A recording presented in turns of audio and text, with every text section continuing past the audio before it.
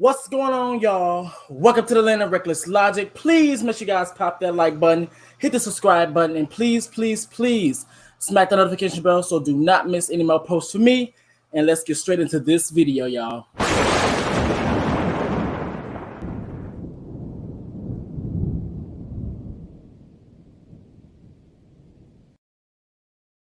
Alrighty, y'all. So what's going on? What is going on? How y'all feeling today? I am feeling good. Alright, so let's get straight into this video. Alright, so as you guys can already tell by the title of this video, I will be talking about just like a plethora of things today. First thing I will be starting off with, I'm going to start with a little bit of the meat and potatoes, but I'm going to spread it out throughout the whole commentary, okay? Hold up. I'm going to get myself together. Get myself together. In my merry voice. Baby. Alrighty. I'm prepared. Period. Alrighty. So, but however, what I'm going to do right now, I'm going to run my fair use and my explicit content disclaimer before I even get started, just in case I want to change my mind and I want to add some video clips up in this bad boy. Deuces. I'm in danger. I'm in danger. Disclaimer. Copyright disclaimer under Section 107 of the Copyright Act of 1976. Allowance is made for fair use for purposes such as criticism, always constructive. Comment down below. News reporting, I guess that's what we doing. Teaching, hopefully y'all learn something. Scholarship, we ain't got no money. Education and research so you can get a nasty piece of degree. Okay? Fair use is a use permitted by copyright statute that might otherwise be infringing.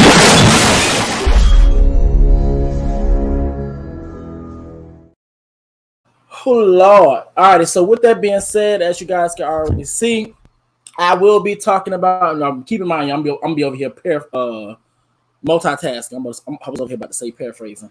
All right, so yes, so what I'm going to be talking about first, I will be speaking about, I'm going to speak about Miss Nicki Minaj.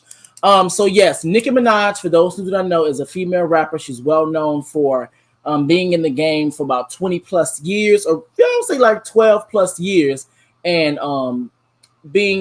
having her genre from rap to damn near, she's in gospel, she's in pop, and she has broken records. But however, she seems to be in a lawsuit, and she's suing a particular YouTuber by the name of Nosey Heaux Live for defamation. Now, what I'm gonna do right now, let me do this real quick, because baby. In the meantime, how y'all doing today? Baby. Ooh, I got stuff coming off. Get my life together. Let me share my screen real quick. Let's get into the meat and potatoes. Oh, before I even begin, let me actually put my... Bam! There we go. Hopefully I'm not over here glitching. Let me see, because, you know, y'all don't know, if I'm over here glitching, blame it on the retrograde, okay? Blame it on the Mercury, okay? Let me do this real quick. Where is it? Where is it? Bye-bye. Get myself together.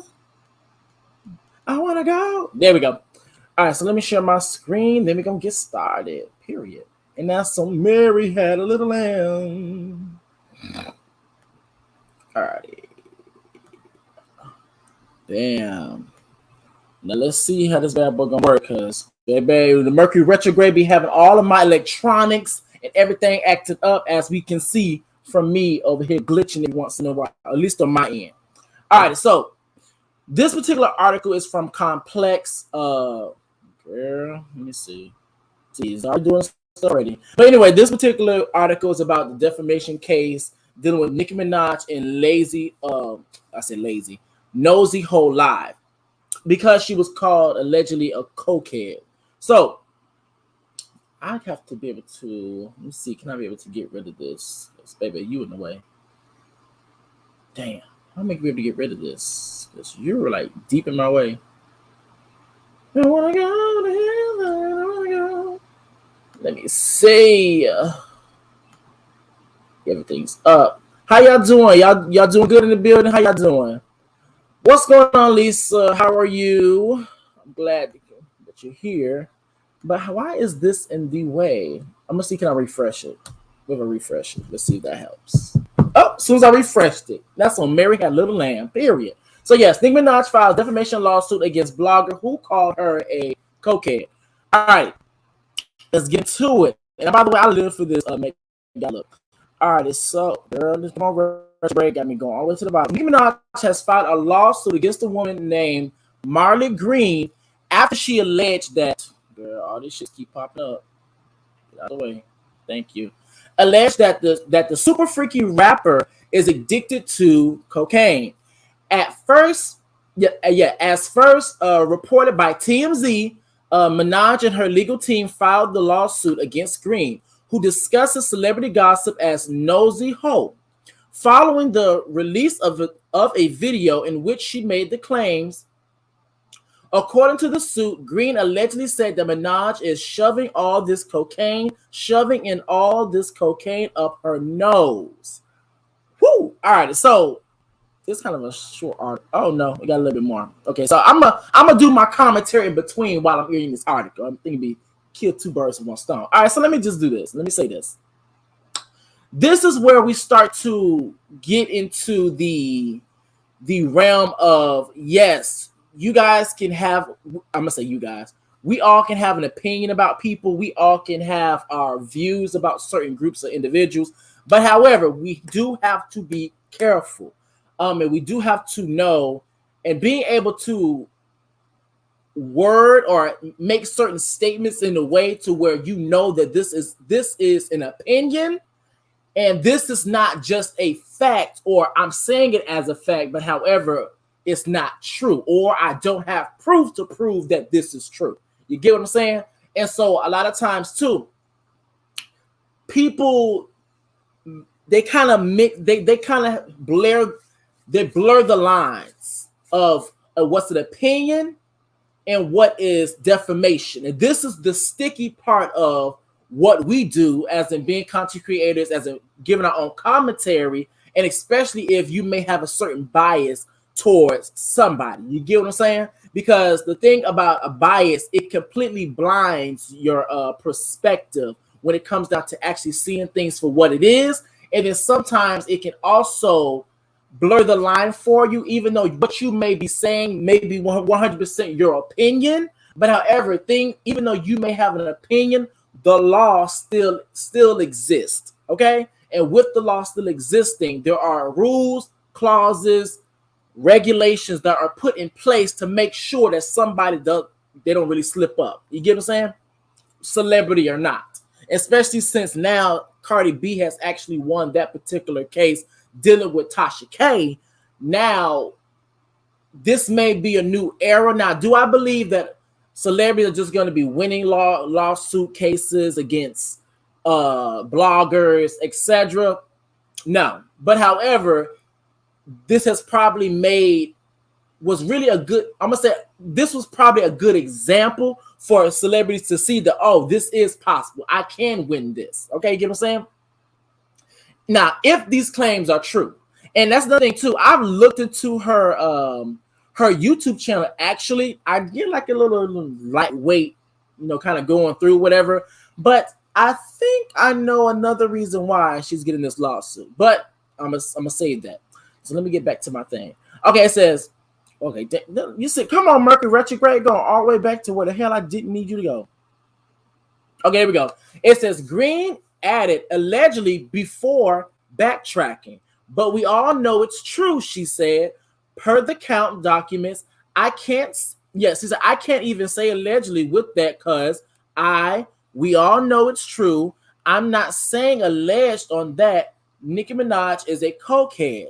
Ooh, Jesus. Now it says Minaj's legal team has also asserted that Green made vile comments about her 1-year-old son. Green reportedly told Minaj to get therapy for her infant son because your baby is going to be the R word, sexually assaulter 2 or predator 2. Minaj is married to Kenneth Petty, who was convicted of sexual assault in 1995. Girl, y'all forgive me. I'm just waking up. Forgive me. All right, it says, in the lawsuit, Green is labeled a nobody whose main accomplishments in life have been a string of criminal charges, bail jumping, and bad debts. Ooh, girl, fix it. So attorney Jude, girl, by the way, I'm probably going to butcher this person's last name, but Burstein. Okay, attorney Judd Burstein said that the cokehead video garnered 2,000 likes and over 250 retweets on Twitter. All right, so let me just stop right here. Now, like I said, like I was literally just saying, I literally did a lightweight review of her channel, and plus on top of that, I've kind of looked through some other videos of other people's perspective when it comes down to Nosey Heaux in particular. She does a lot of course, Nicki Minaj content. She goes hard when it comes down to Nicki. She goes hard when it comes down to Kenneth Petty. Now I'm gonna say this: I haven't personally, not saying that it's not true, I have not personally seen the video where she actually said the things about the 1-year-old child. But however, I do know and I have heard that is a running theme when it came down to her and Nicki Minaj. You get what I'm saying? And another thing as well too is that as I was actually looking into her, hold up, let me see, can I find it? As I was actually looking into her, into her YouTube channel, baby, let me see where I saw it at. I made some records, but I did a bad debts, but yes. Okay. So as I was looking through her YouTube channel, I actually noticed that yes, she really does go hard in the paint. You get what I'm saying? Hold up, baby. I got everything going on over here. I got this over here going on. I gotta make sure I'm over here looking over here on my phone and make sure I'm not glitching. I'm over here looking like a puzzle piece, baby. Let's get it together. All right, what's going on, y'all? Y'all make sure you like this video for me. Thank you. All right, so let me continue. Actually, I'm going to start from the last paragraph again. Minaj's legal team has also asserted that Green made vile comments about her 1-year-old son. Green reportedly told Minaj to get there before her infant son because your baby is going to be a sexual assaulter too. Now it says Minaj is married to Kenneth Petty, who was convicted of sexual assault in 1995. And by the way, that's the case dealing with Jennifer Heaux. All right, so it says in the lawsuit, Green is labeled a nobody whose main accomplishment in life have been a string of criminal charges, bail jumping, and bad debts. It says attorney Judd Burstein said that said the cokehead video garnered 2,000 likes and over 250 retweets on Twitter. All right, so this is where we're gonna get into the new. I hate when all these ads come up. I don't know if you guys can see that, but all on my screen I got a whole bunch of ads. All right, so now it says Green is being sued for defamation.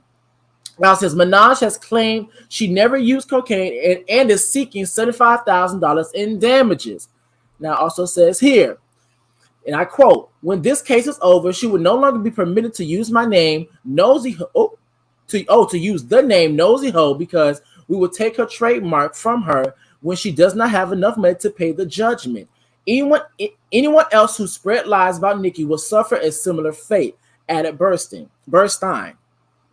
Now it says, my marching orders are to aggressively sue anyone with a media or social media following who damages her with intentional lies. Eventually, the lesson will be learned.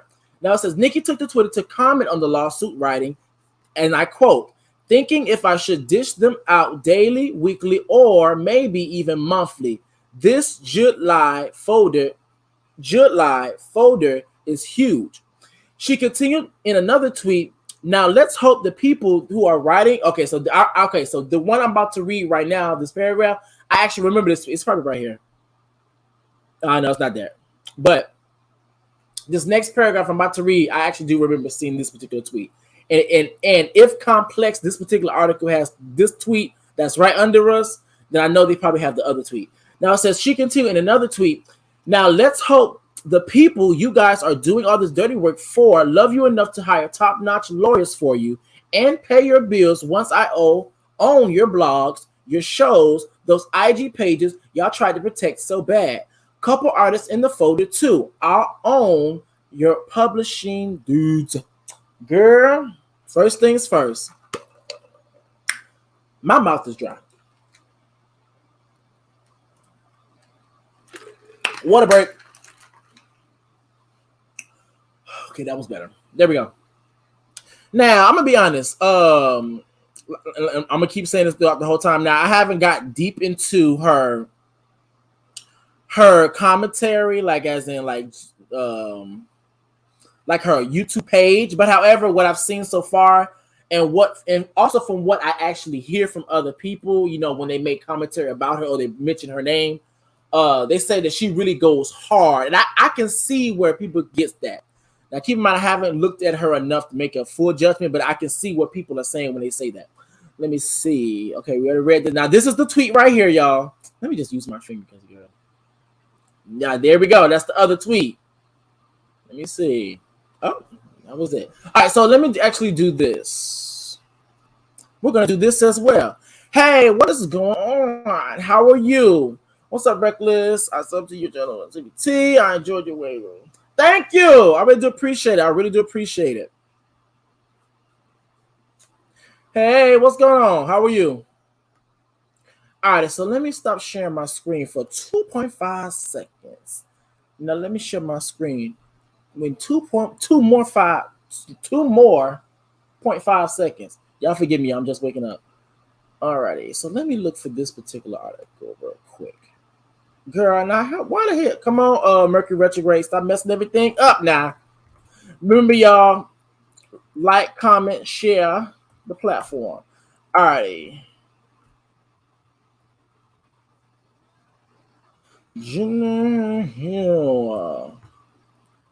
Baby, we gonna get to some things. Let me see. Can I find an article for this bad boy right here?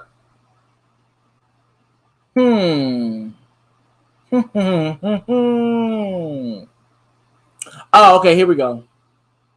Fuck it, I'm just gonna sum it up. So yeah, so let me just say this. Let me just get real with y'all real quick. Okay, so let me say this. When it comes down to the Nosey Heaux live, I'm gonna keep repeating this over and over. I can see what people are saying that she goes hard. I haven't looked too much. I haven't looked too deep into her platform as of yet to make my own opinion or make a definite or confirmed opinion about she goes hard in the paint. But I can see from the very little that I have seen, I can see where people are saying that at.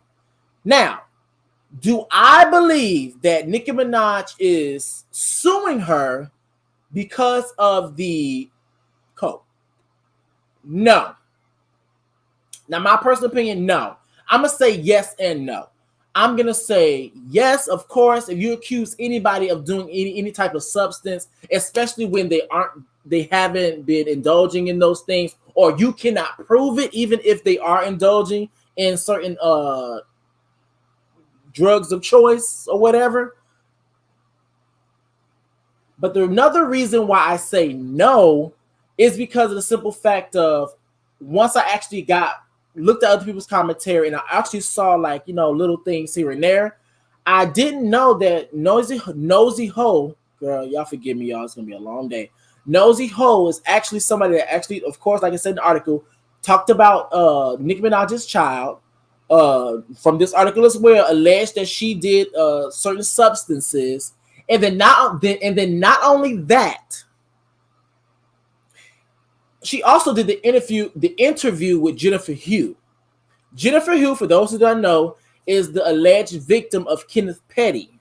Alrighty, so it's a lot of factors to it. So that's why I believe when it comes down to, I guess, Nicki Minaj picking certain people to come after, you get what I'm saying? It made more sense for her to come after Nosey Heaux because the simple fact of it was like 3 strikes you're out. First you talked about my man, then you talked about my child, and keep in mind too, with both of these, you can't really go to jail. Well, to my knowledge, you can't really go to jail for saying something about the husband because he has actually been convicted and done time. So it's not like she's putting out a false lie. You get what I'm saying? Now, it may be context to that, but it's not like she's putting out something that's false that can fall under the guise of defamation. But however, she talked about the child. People talk about children on this motherfucker all the goddamn time. So that wouldn't even be a thing. But however, even though I believe personally, especially because I feel like at some point Nicki probably is used to people talking about her husband, or at least she's expecting it, but she is a new mother. And with her being a new mother and you bringing up her child, that I'm pretty sure that really what was like the feather. How that shit go? Is the feather off the is the feather on the camel's back? Something like that. Y'all understand the reference. So yes. So I believe once Nosey Heaux allegedly, because I haven't seen it for myself yet, allegedly talked about Nicki Minaj's child. Well, I can't read. Well, that's based about from the article too. Nicki Minaj's child. I think that's when she really wanted her head. And then on top of that, because you talked about the husband, you done said something about her child, and then not only that, you also interviewed the alleged victim, and from Nicki Minaj's perspective, and also Kenneth Petty's perspective. I'm not saying they're right or wrong, y'all. That's y'all interpretation. She's telling a lie, and you're running with a lie from Nicki Minaj's and Mr. Petty's perspective.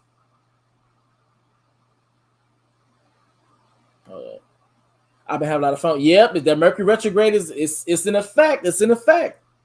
But however, with Nosey Heaux saying all of those things, as in talking about the child, talking about the husband, and talking about, you know, and also interviewing Jennifer Heaux, Nicki Minaj didn't have the opportunity to be under, for Nosey Heaux to be under the guise of defamation. So she had no reason to actually go after her legally. Now, this is just my perspective, my opinion, and this is kind of my conspiracy theory. I could be wrong.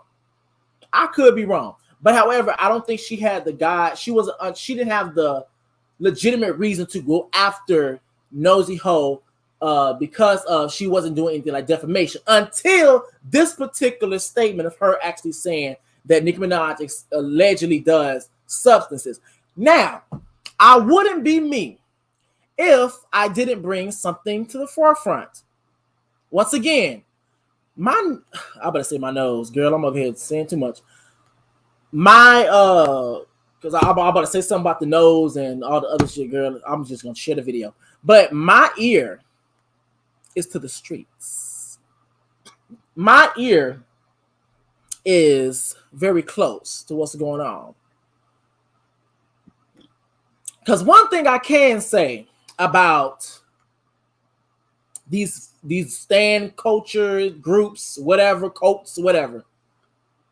One thing they can do and they will do, they're gonna look something up. They're gonna find some receipts. Now, even if these receipts are taken out of place, thrown out of order, etc., they're gonna find those receipts. But however, let me show you guys two videos. Now, two videos I will be talking about and showing. One is, of course, going to be dealing with the topic at hand.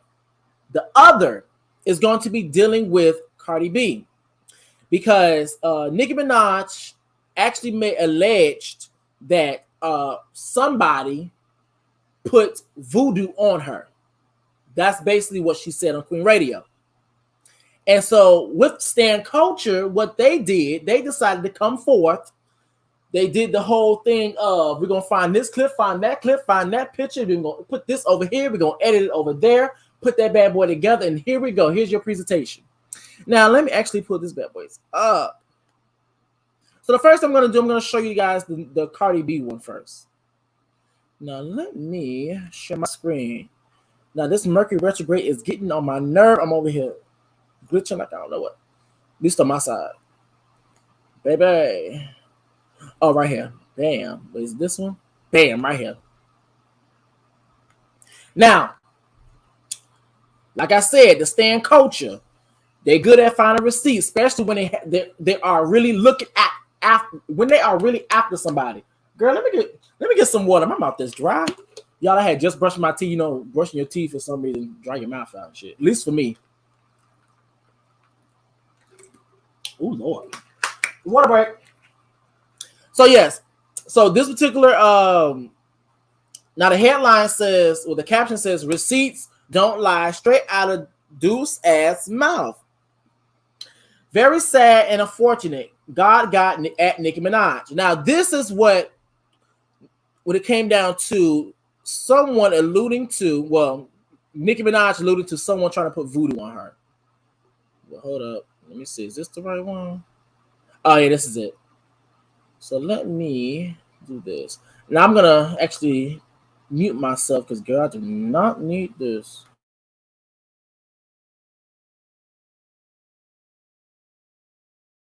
Esteem being so low. Even though I probably do like them, like I could be infatuated by them, like I probably do black magic on them. You're fucking crazy. Have you ever did black magic on a guy? No. Fuck them.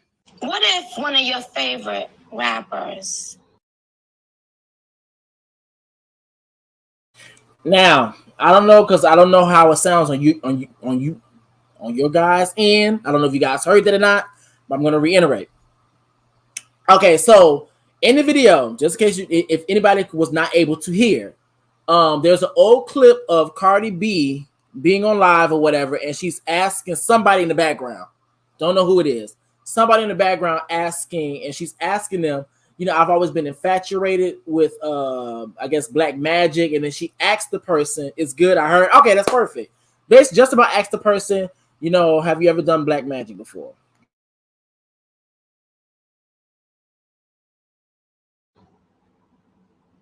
Went and did voodoo. Like actually went to a voodoo person on multiple occasions. And so fucking dumb,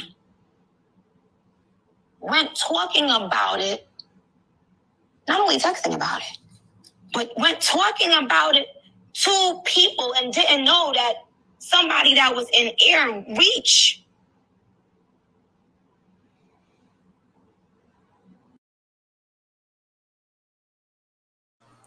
Y'all hearing that? Because by the way, y'all, you know I have to pause and shit because it's under the guise of fair use. But yeah, from that clip or whatever. Now, that's what actually came up. That's what the Barbs were alleging that Nicki Minaj was talking about. And I kind of thought that maybe she was talking about her too. And remember, let me share this.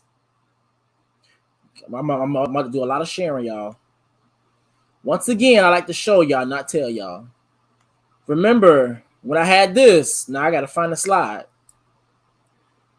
That's at the end.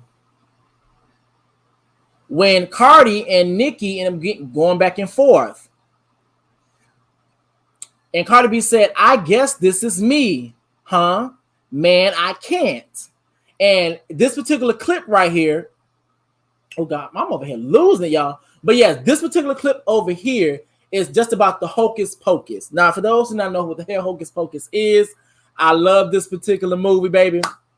It's about three witches that just about rise up from the dead, and they're trying to get the souls of children so they be able to live on and then, you know, get revenge for Salem. Just about, you get what I'm saying? But however, that was the post that Cardi B had put, you know, when they were going back and forth. Now here's the thing about that. Now let me stop sharing this. Now let me share this, because girl, I'll be over here sharing, girl. Now one thing you can't say is that no one won't be getting me for no motherfucking defamation. Well, actually, wait, hold up. I don't want to say that because, baby, the way that things be going, you be like, it's never gonna happen. Next thing you know, it happens. But this is the reason why I like to show all my receipts. So at least if anything, I say. So Azealia Banks ended up getting into the chat. Now, just so you guys know, Azealia Banks is a rapper. I would say she's more on the pop type of side or whatever. She's very controversial. Some people like her, some people hate her. You know, if you don't know her, look up, okay? Now, Azealia Banks ended up entering the chat. Now, here's the thing. And I just thought about this part of it now, so. Azealia Banks actually first entered the chat when Nicki Minaj was trying to debunk the claims of her having substance abuse. But however, Azealia Banks ended up giving her, you know, input as in, okay, Nicki Minaj, you're saying that you're willing to take a drug test and by them having your hair for, I guess, Percocets, but I believe it was Percocets or whatever it was. But then Azealia Banks actually was giving out the advice for them to check for other types of substances. I forgot, was she trying to get the drug test for cocaine? Well, actually, I probably should stop saying it for YouTube. Get me the hell up out of here. Coca-Cola. And I think that Azealia Banks suggested that they look for Percocet, something like that. But however, Azealia Banks entered the chat again, as we see right here. Basically, she's letting it be known that, baby girl, I lied to you. Cardi's grandmother didn't do no witchcraft on you. Now, here's the thing. I'm conflicted when it comes down to that. I'm not gonna lie. I'm conflicted. I'm gonna tell you why I'm conflicted. Hey, what's going on, y'all? I'm conflicted. I'm gonna tell you why I'm conflicted. I'm conflicted because Azealia Banks, she's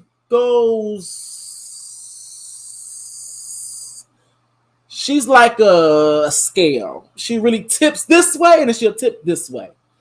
And it's like, I really don't know what to really make of Azealia Banks with her claims. Now, I'm not going to say she's telling the truth. I'm not going to say that she's lying.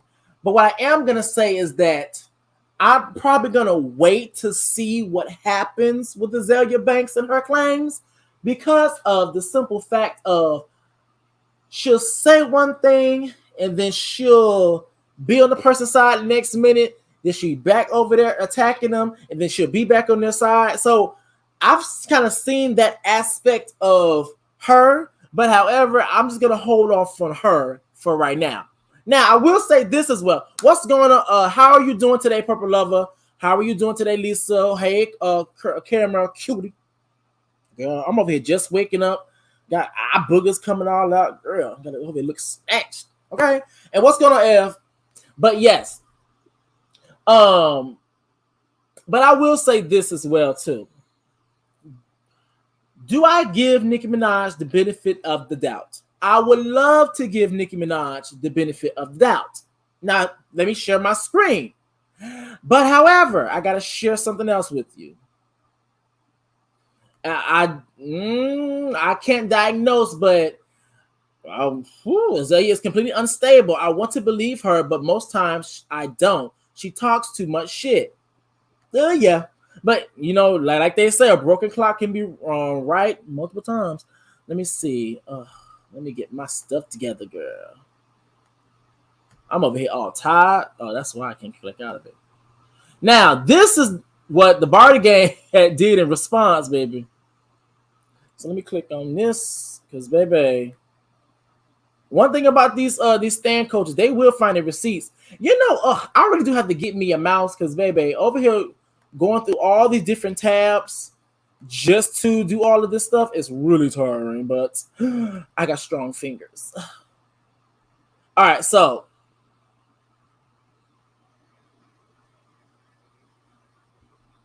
let me do this. Bye-bye. All righty. So, in this particular video, this is Nicki Minaj on live. And when she was on live, she basically ended up, I guess, saying a statement that alluded to, I guess, the whole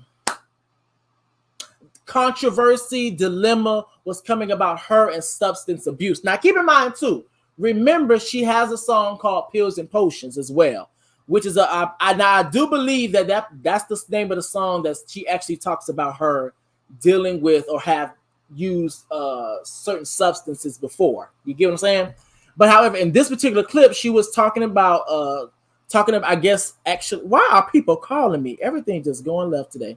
But yes, she was actually talking about, once again, trying to debunk the claims of her doing certain substances. But however, she said something very interesting in this particular video. So let me go mute myself so there is no echo, and then we can get.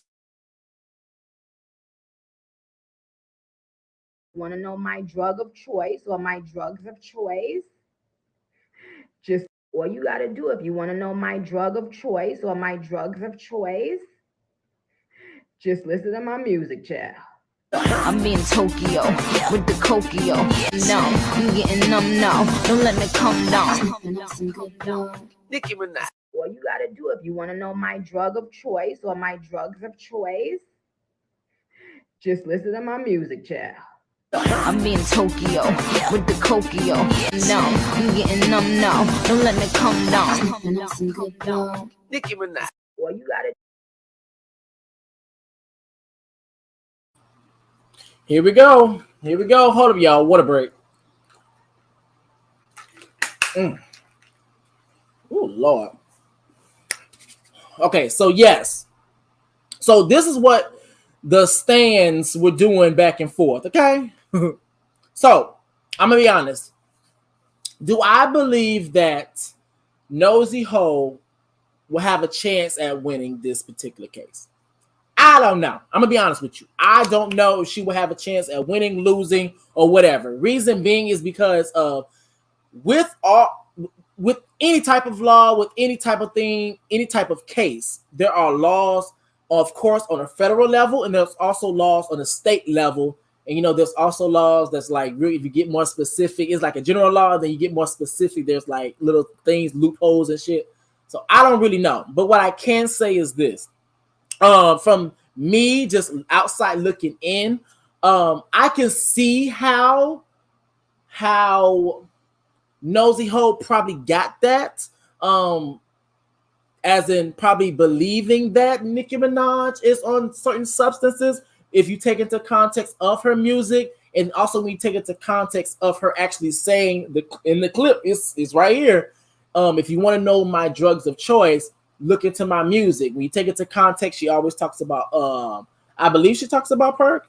Don't quote me on that, but I believe she talks about perk, pills and potions. She's been open about her utilizing different substances, but however, I don't believe she actually admitted or talked about actually being addicted or currently addicted to certain substances. You get what I'm saying? So I'm just gonna sit back, watch, and see how everything plays out. Alrighty.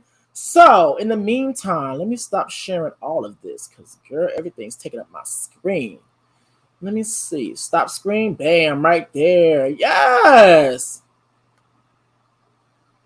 Now next thing we're actually going to talk about. We're going to talk about P. Ooh, girl. I'm over here burping. PNB Rock. I'm over here, got freaking what you call it. So let me get through this. Come on, Mercury retrograde. Come on. You ever freezing everything up? Come on. Everything just freezing, baby. Okay, so let me share my screen once again. I got a different article. We're gonna talk about PNB Rock. Girl, I'm over here losing it. I already have to give me a mouse, y'all. Oh, it's so funny because I can literally see myself on my phone and I look so clear, but baby, on this computer I look like this. Girl, it's a fucking key. All right, so we got rapper PNB Rock fatally shot at Roscoe Chicken and Waffles in Los Angeles, police say. Let me go down. Girl. Okay, there we go. Now it says rapper PNB Rock was fatally shot during a robbery in Los Angeles Monday. Los Angeles Police Department Chief Michael Moore said Tuesday. Police responded to a possible robbery at Roscoe's house of chicken and waffles on West Manchester Avenue at 1:15 p.m., where they found a victim with multiple gunshot wounds, LAPD Captain Kelly Munez said during a news conference Monday evening. Now it says, Moore confirmed the victim was identified as Rakim Allen, in my eyes, also known as PNB Rock, during a Tuesday meeting with the Los Angeles Board of Police Commissioners. Let's go down, y'all. Now it says here, and I quote, just yesterday was a very high-profile murder that occurred in a Southeast area local restaurant involving a music artist by the name of PNB Rock, Moore said. and I quote, Mr. Rakim Allen was apparently there with his girlfriend or a friend of his, and as they are there enjoying a simple meal, Allen was brutally attacked by an individual who apparently, we believe, came to the location after a social media posting of the artist and the woman accompanying him. I got all these ads popping up here. Okay, it says here, Moore said a picture of the paired meals had been posted on Instagram with the location tag. He said a black man attacked the rapper at the restaurant, demanding his property. PNB Rock had an extensive amount of jewelry and other valuables, Moore said. After a verbal exchange, the suspect shot the victim multiple times and fled in a getaway car in an unknown direction, according to Munez. The victim was transported to a local hospital and died at 1:59 p.m. According to Munez, she said no one is in custody and there is very little information on the suspect at this point. And I quote, Mr. PNB Rock was shot and killed and lost his life there, simply over the jewelry and valuables that he had on his person. Moore said, our investigation continues. There was a very extensive amount of cameras and investigative leads that we will follow to solve this case. The iconic Los Angeles restaurant posted condolences to the rapper on its Facebook page. And it says, I quote, girl, here we go. All these ads popping up on my end, y'all. There we go. Get out of my way. There we go. Now it says here, and I quote, his passing represents an enormous loss to each and every one of us. The post read, our most heartfelt condolences, thoughts, and prayers go to the Allen family at this difficult time. The safety of our employees and guests come on, yes, come on, fucking with my goddamn tongue early in the morning. Utmost priority. We have and will continue to keep our place of business as safe as possible. Now, let me say this. First things first. Let me say this. Let me actually go back to my StreamYard page so I can see your comment. Well, I can go to the other page, but let me say this. I understand now before, because keep in mind too, even when we were on Conscious panel and we would actually talk about this particular situation. First thing I do want to say is very sad that he actually lost his life. It's very sad that he actually lost his life. Because I don't know if the article is going to mention this or not, so I'm going to mention it beforehand just in case. It's very sad that he did lose his life, especially since, to my knowledge, he stayed out of trouble. He really kept to himself. Not in terms of having friends or being social, but in terms of noticing his notoriety, noticing his wealth, and noticing his position in a social hierarchy when it comes down to having access and resources and knowing what is considered dangerous and what is considered to be safe. You get what I'm saying? But I'm also going to say this. He literally did an interview where he was talking about how he has to move different because he's very aware that people get robbed and people actually do lose their lives when they either are out and about, and in particular, rappers lose their life. And so it's very dangerous. And when we were on Conscious panel, because you remember, y'all, when I was on the panel, I ended up getting kicked off or whatever because I had to restart my device or whatever. When I came back up, I missed a part of the story. And so the part of the story is that, I kind of knew about it, but I guess me reading it made it stick, is that people were alleging just because she had his girlfriend or his friend had an Instagram post that tagged their location, that's the reason why things ended up happening the way that it did. Now, the only thing I'm going to say to that is that, for one, we don't have proof of that. Now, I can understand based off from the outside looking in and based on that logic, I can see why people probably came to that conclusion. I can see that. But however, we don't have proof as in the person actually being captivated, taken into custody, and this person's actually on camera inside of the investigation room saying, and they asked them, how did you know where to see him? How did this go down? And the person says out their mouth, oh, I seen this Instagram post with the location, then I pulled up. So a lot of people was literally attacking this woman, and they didn't even know what actually happened. You get what I'm saying? Because like Kandi said on the panel, if he's walking inside of Roscoe's, and to my knowledge, based on the information I got from that panel, Roscoe's is very dangerous to my knowledge. I don't live in LA, y'all, but allegedly to my knowledge is that it's very dangerous. Who's to say when he went inside that somebody who was willing to do what actually happened, seen him go inside, like it said in the article as well, with all of the jewelry and valuables on him, that can actually go in there and just rob him and then take his life, sadly. So the fact that everybody, I'm gonna say everybody, but if you ain't do it, the shoe ain't fit, don't wear it.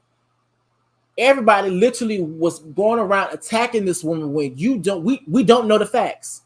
We don't know the facts. We know the possibilities, but that's the thing. There are possibilities, and there probably happened. They probably didn't happen. So the fact that a lot of people were attacking this woman is really fucked up. Reason being is because of if you actually take yourself out of it and put yourself in her shoes, just imagine you're with your friend, you're with your lover, whoever, your partner, and y'all having a good time. You're taking a picture, you tag it, you go out or whatever, and then a man comes in or a woman comes in, robs your partner, murders them in front of you, and then not only that, after you already been traumatized by seeing your loved one literally take their last breath in front of you, then you have the public backlash trying to blame you for something that you probably didn't even contribute to. Now, it's a possibility because you posted that, but it's not actually confirmed. You get what I'm saying? So now I'm over here. Now I done figured out why. My mouth over here keep going dry. I done forgot. I done forgot. I done have this other fan over here. So I'm over here like, and I'm over here. It's this fan over here going all in my damn mouth. Girl. Water break. Oh Lord. Oh Lord. Let me go through some of y'all comments real quick before I continue. Let me go up. Let me see. Okay, so yes, it's so sad. Now, Lisa, you said, if that was my son, I would have beat her ass down. Oh, Jesus. That says, and I only have one child, which is my son. I want grandkids. So thank God my son gave me 2 beautiful granddaughters, period. Now it says, Records, you got to look into what the hell? The numbers line up, and I believe that girl set him up. That's the thing. I guess if I continue to read the article, maybe I'll probably get something that's more, but it's just that I don't know. You just don't know.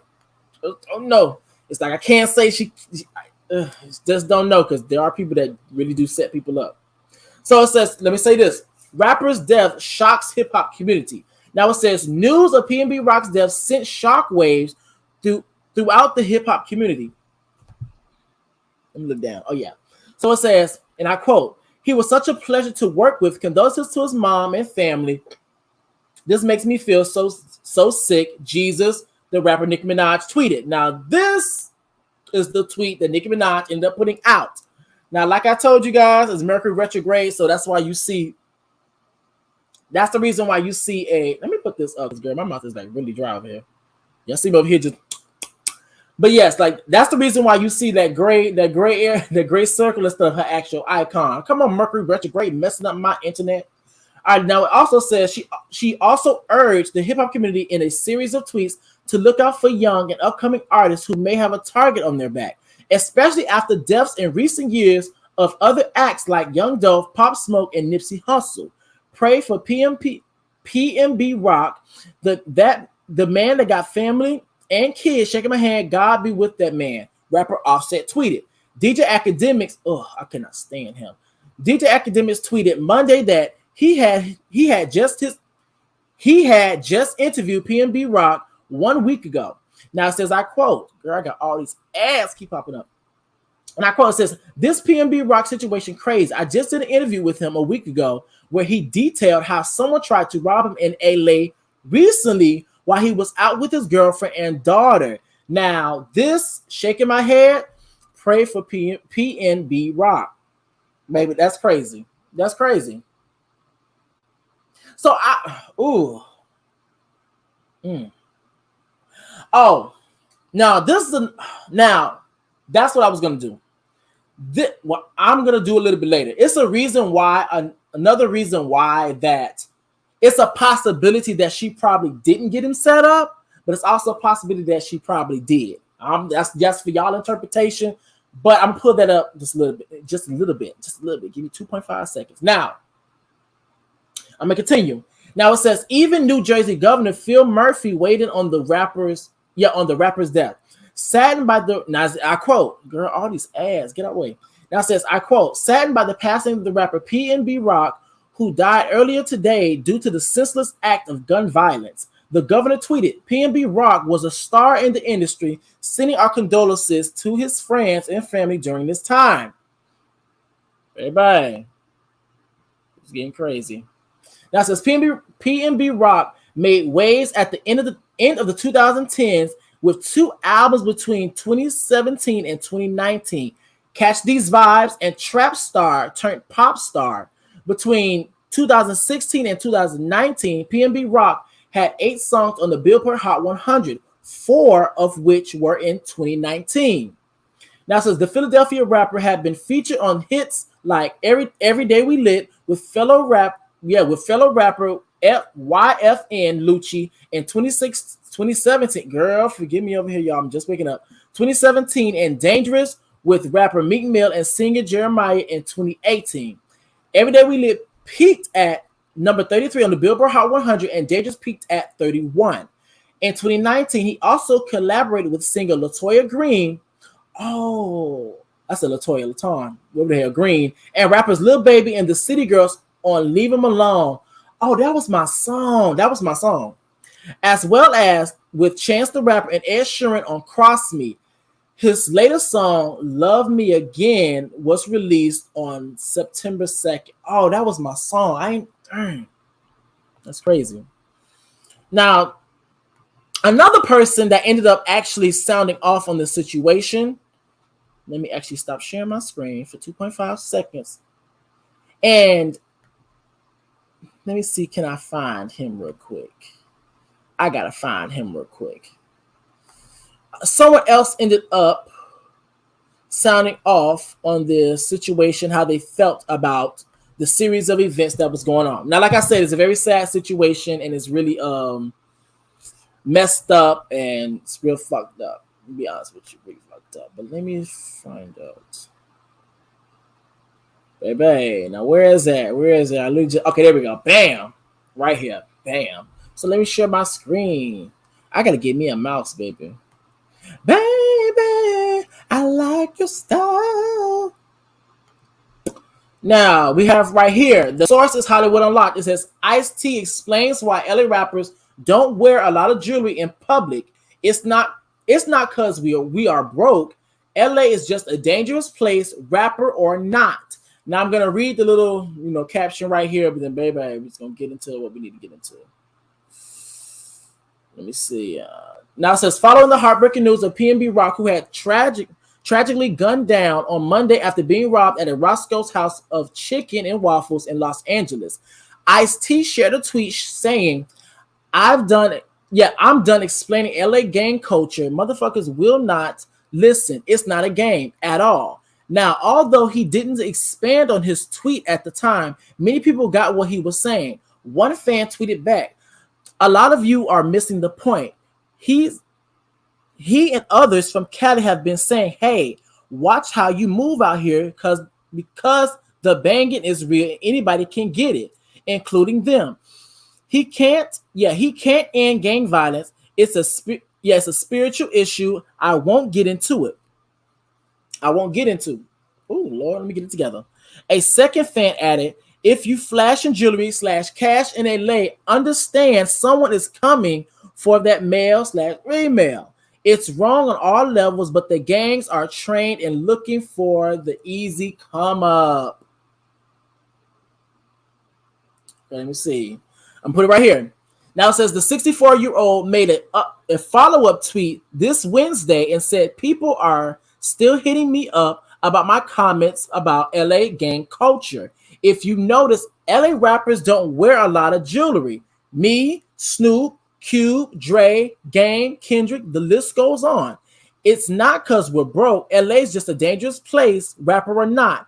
Why test the streets? Of course, there are some people to challenge them on that, with the one Twitter user sharing a pic of fellow rapper The Game in public with his chains on. However, Ice-T hit back saying that's on certain occasions when they're ready for whatever. I have big jewelry too, but you don't wake up every day and put it on to go down the block. As I said before, challenge the hood. Somebody's gonna catch that, girl. You know, that's the let me take this off, girl. That's the hard parts. And the tough part about the situation is that one thing I can say about what I've learned through the process, and also my experience of being on YouTube and actually stepping into the lens of being a content creator and actually giving out commentary on things.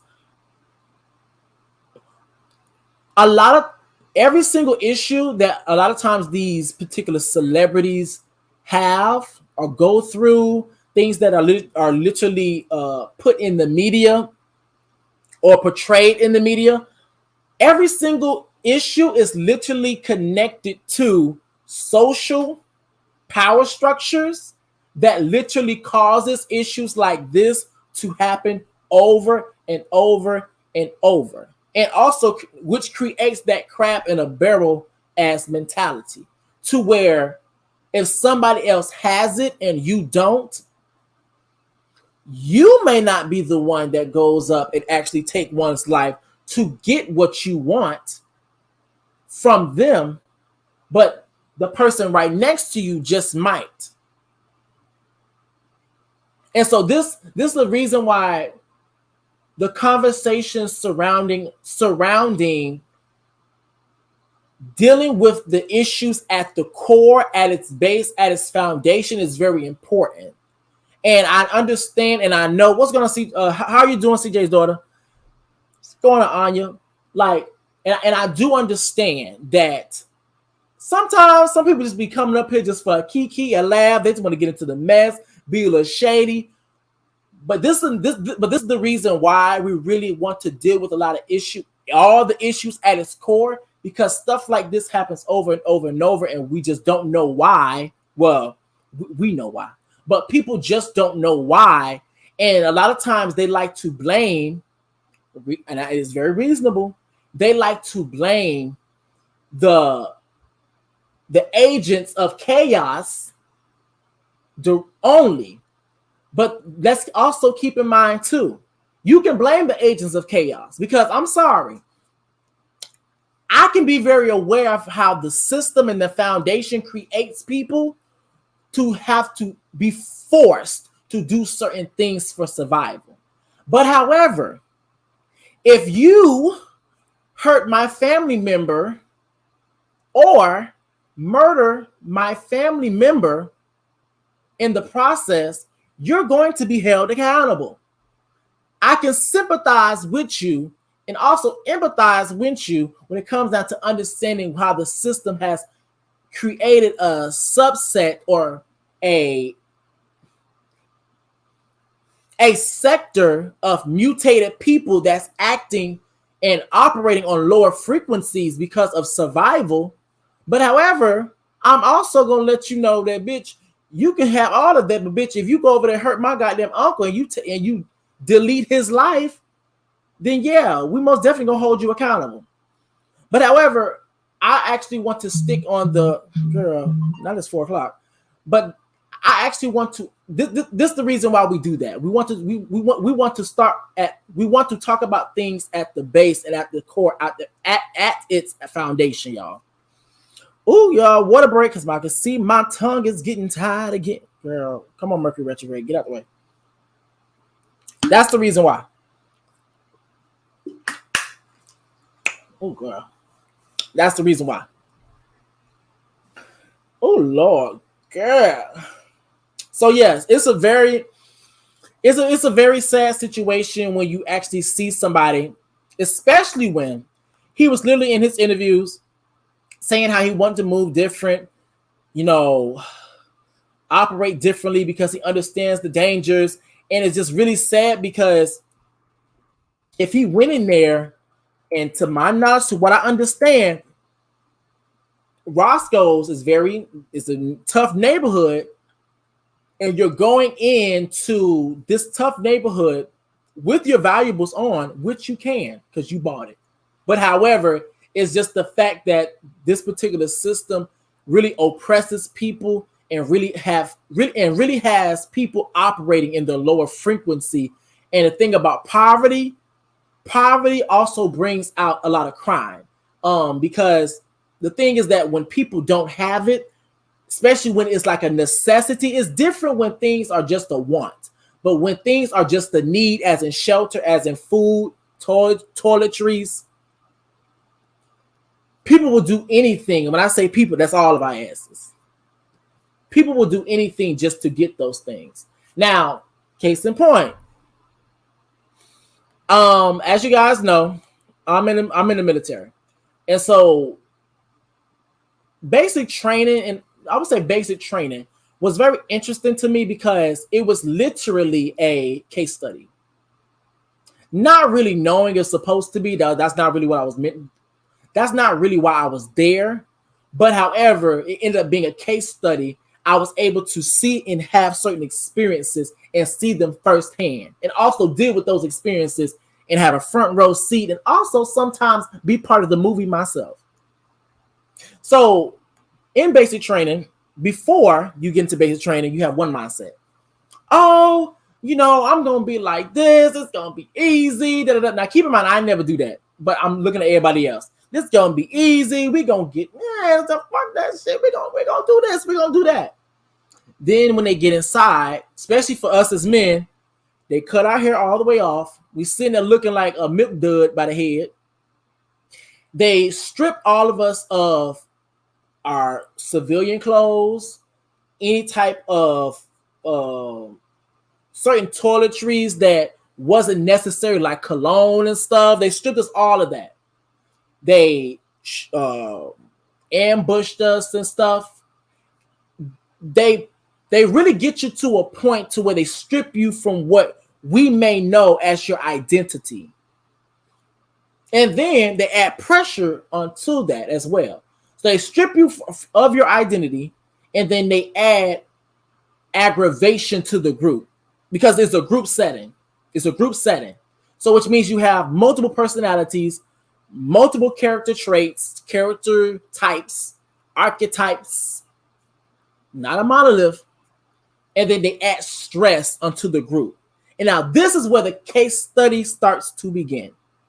The case study begins because when you actually start to strip people from their norm or what they think is important, and when you actually just strip them down to just only what the survival aspect of them, because we all have it, people operate different. You actually view things in a different light. Like literally, I remember in basic training, and this y'all gonna be like, what the hell? In basic training, literally, peanut butter was a big thing in there. Peanut butter. Forget the jelly. Peanut butter was a big thing in basic training. Because keep in mind, not only did they strip us for all those other things, they stripped us away from certain foods. And we couldn't eat at certain times. All that snacking, all that went out the window.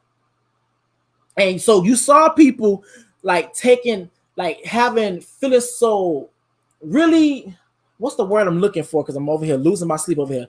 Like people really was grateful. That's the lack of better words. I'll look for another word. They was extremely grateful for something so small like peanut butter. Another case study. Before you go in, you may look at some people like, man, look, they ugly. Ugh. Oh, he ain't cute. He a nigga ugly. Oh my God, she is so ugly to me. Oh my God. That's the mindset going in. Then you go into the process of they stripping your identity. Then you're within a group of people with all different types of personalities. Then they add stress with the drill sergeants always cussing at you, screaming at you, always got you working out, always got you doing this. Over some time, them people that you probably thought was a 2 or a 3, they start towards the end, the middle, and the end. They start looking like a 7, 8, and a 9. And this is where the case study comes in now, okay? So, hold up. So this is the case study of how the mutation of added stress, which can also play as an oppressive power, can really mutate a person to operate at a lower frequency to the point to where your wants wasn't even important. Fuck your wants.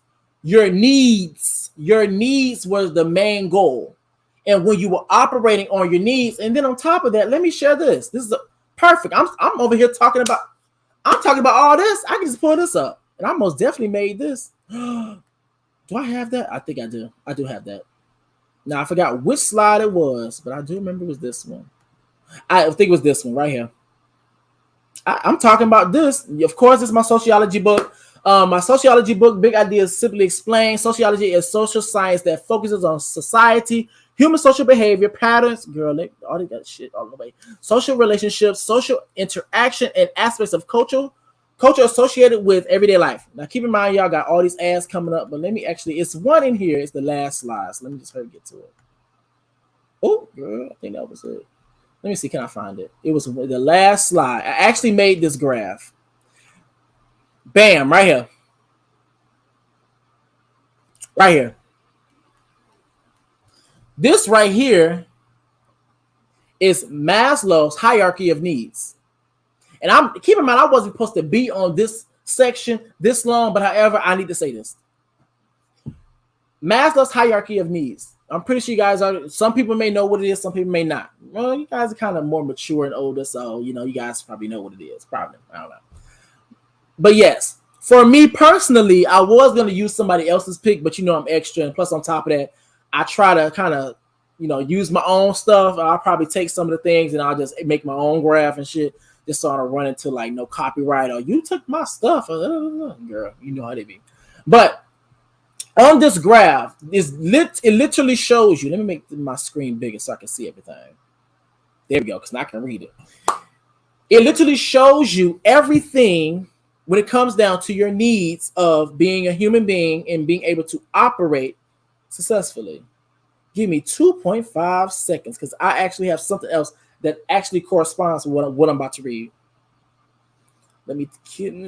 I honestly, be quite honest, I really didn't think I was really gonna go this route with it. But however, things always happen unexpectedly. Where is it? Well, I can just look it up. But yes, so the lowest level, which is the sociological, which is your basic needs in order for you to survive, which is, hold up, Maslow's hierarchy of needs. Bam, right here. It's popped right up. Because, girl, I'm sorry, I can't see it on my screen. Well, I need glasses, you know. Right here. So we got the sociological. That is breathing, food, water, sex, sleep, homeostasis. Stop. Oh, girl, I'm always butchering words. Homeostasis, stasis. Blame it on my tongue, not my heart, y'all. And erectication. Yes, your basic needs. So, baby, you need someone to wash your ass, feed yourself. You need somewhere to breathe, and you need somewhere we can have sex. Now, I'm not gonna lie. In the military, I think they kind of shut us up with something. Not saying that it was drugs, but I think that they shut us up something that kind of suppressed our having sexual desires. And then on top of it, we were stressed like I don't know what. Then after that, you have safety. Your safety is secure of body, of employment, of resources, of morality, of the family, of health, of property. And here's the thing. And this also goes back to how certain systems, well, not certain, systems, power structures, which forms everything. You see the triangle? It forms everything and it has a hierarchy, as in having tiers and layers, but it's in the form of an oligarchy, which is the triangle. As at the top is the power. At the bottom is the foundation and the structure. And this is the reason why the power structures allows everything to become the oligarchy. And you ever notice, and this also goes to another reason why people always ask, why is it that people are having all these kids? Because they're operating at a lower frequency. And when you're operating at a lower frequency, your main goal is what? Food, warmth, rest, and sex, which are just your basic needs. Your basic needs. So yes, when you may go into urban neighborhoods, you may run into some people. Well, you'll run into some people that are operating on a lower frequency because we live within system and also have power structures that reinforces the oppression upon people, which creates them to act accordingly and mutate their vision or the lens that they see through. Literally. Now,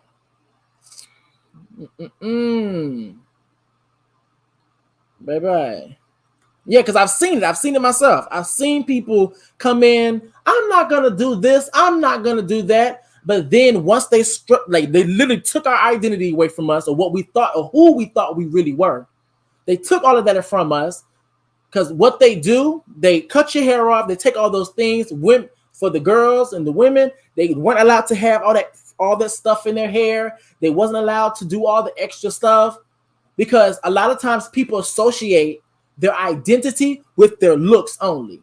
So what they do, they take away all of those things and they strip us of our identity, of what we associate with our identity. And when they do that, they have us now operating in the sociological or sometimes the safety area.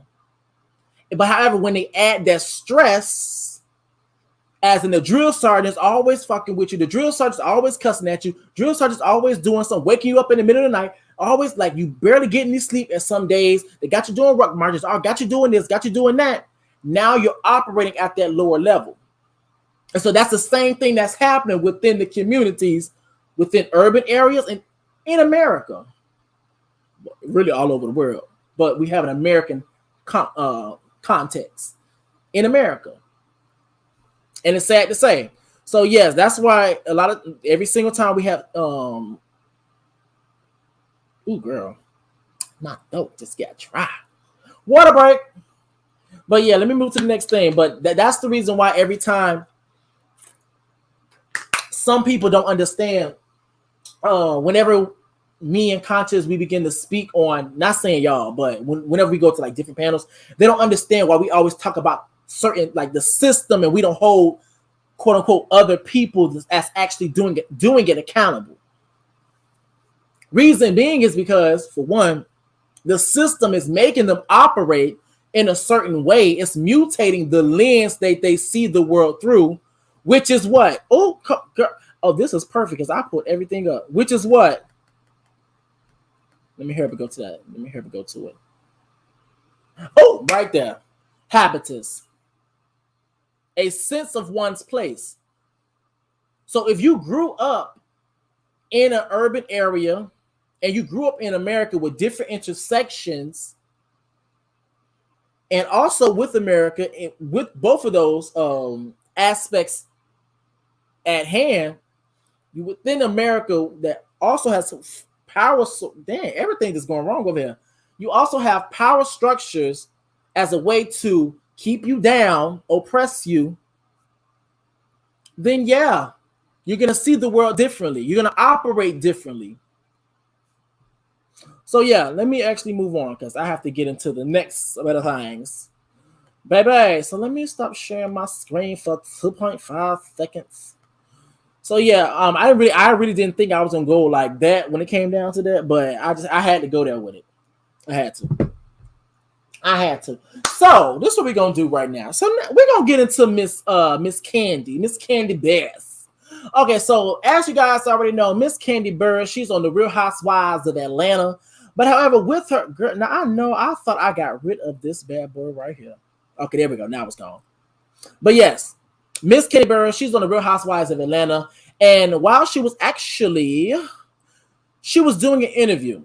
Now, the interview is with a well-known YouTuber by the name of House of Aaron. Now, let me see, do I actually have that clip? Because remember, once again, y'all like to show y'all, not just tell y'all. See, did I save that clip? Did I save it? I did not save it, motherfucker. But anyway, okay, so yeah, so he was with Kandi. They was having an interview. He was asking her questions, and from what the very little that I actually seen of Kandi in the interview and stuff, it looked like it was a good interview. It looked like he was asking the question, and he was willing to ask the questions that the viewers we want to know. The viewers that feel like every time celebrities get into interviews, they like to get the easy questions. Oh, how is this? How is that? Oh, the answer is A. The answer is B. The answer is 2 + 2 = 4. Like it's the easy stuff. No, I want you to get in there, ask them the hard questions, ask them the questions that just might throw them off a little bit, ask them the questions that the viewers want to know, especially if you're, now I'm gonna say this, especially if you're in the limelight of being a reality TV star, because reality TV is supposed to be about you being real. You get what I'm saying? I get it and don't get it, okay? But let me say this. Y'all make sure y'all like this video, y'all. But yes, within the interview, House of Aaron asked Kandi what was really going on, and what was the, I'm trying to see the word I'm looking for. What was the issues? Lack of better words. I was looking for a different word, but I'm not on top of my game right now. What was the issue between Carlos King, girl? Why the hell everything just getting in the way of Carlos King and Kandi Burruss and herself? Now, she said that her issue came from him allegedly. Now, this is what Kandi words. This is not mine. Don't hit her with the lawsuit if it's fake. Now, Candice actually said in her mouth that Carlos King was apparently going behind the scenes trying to sell a documentary of Escape's life. Like he was trying to do a documentary on Escape's life and basically trying to produce it, sell it to a network, and they was going to do, whatever. Now, Kandi said that initially she felt a certain type of way, but then she found out later on down the line, as the series of events actually happened, she found out later on down the line that since people are public figures or they may be celebrities, influencers, people, organizations, entities, they can do and run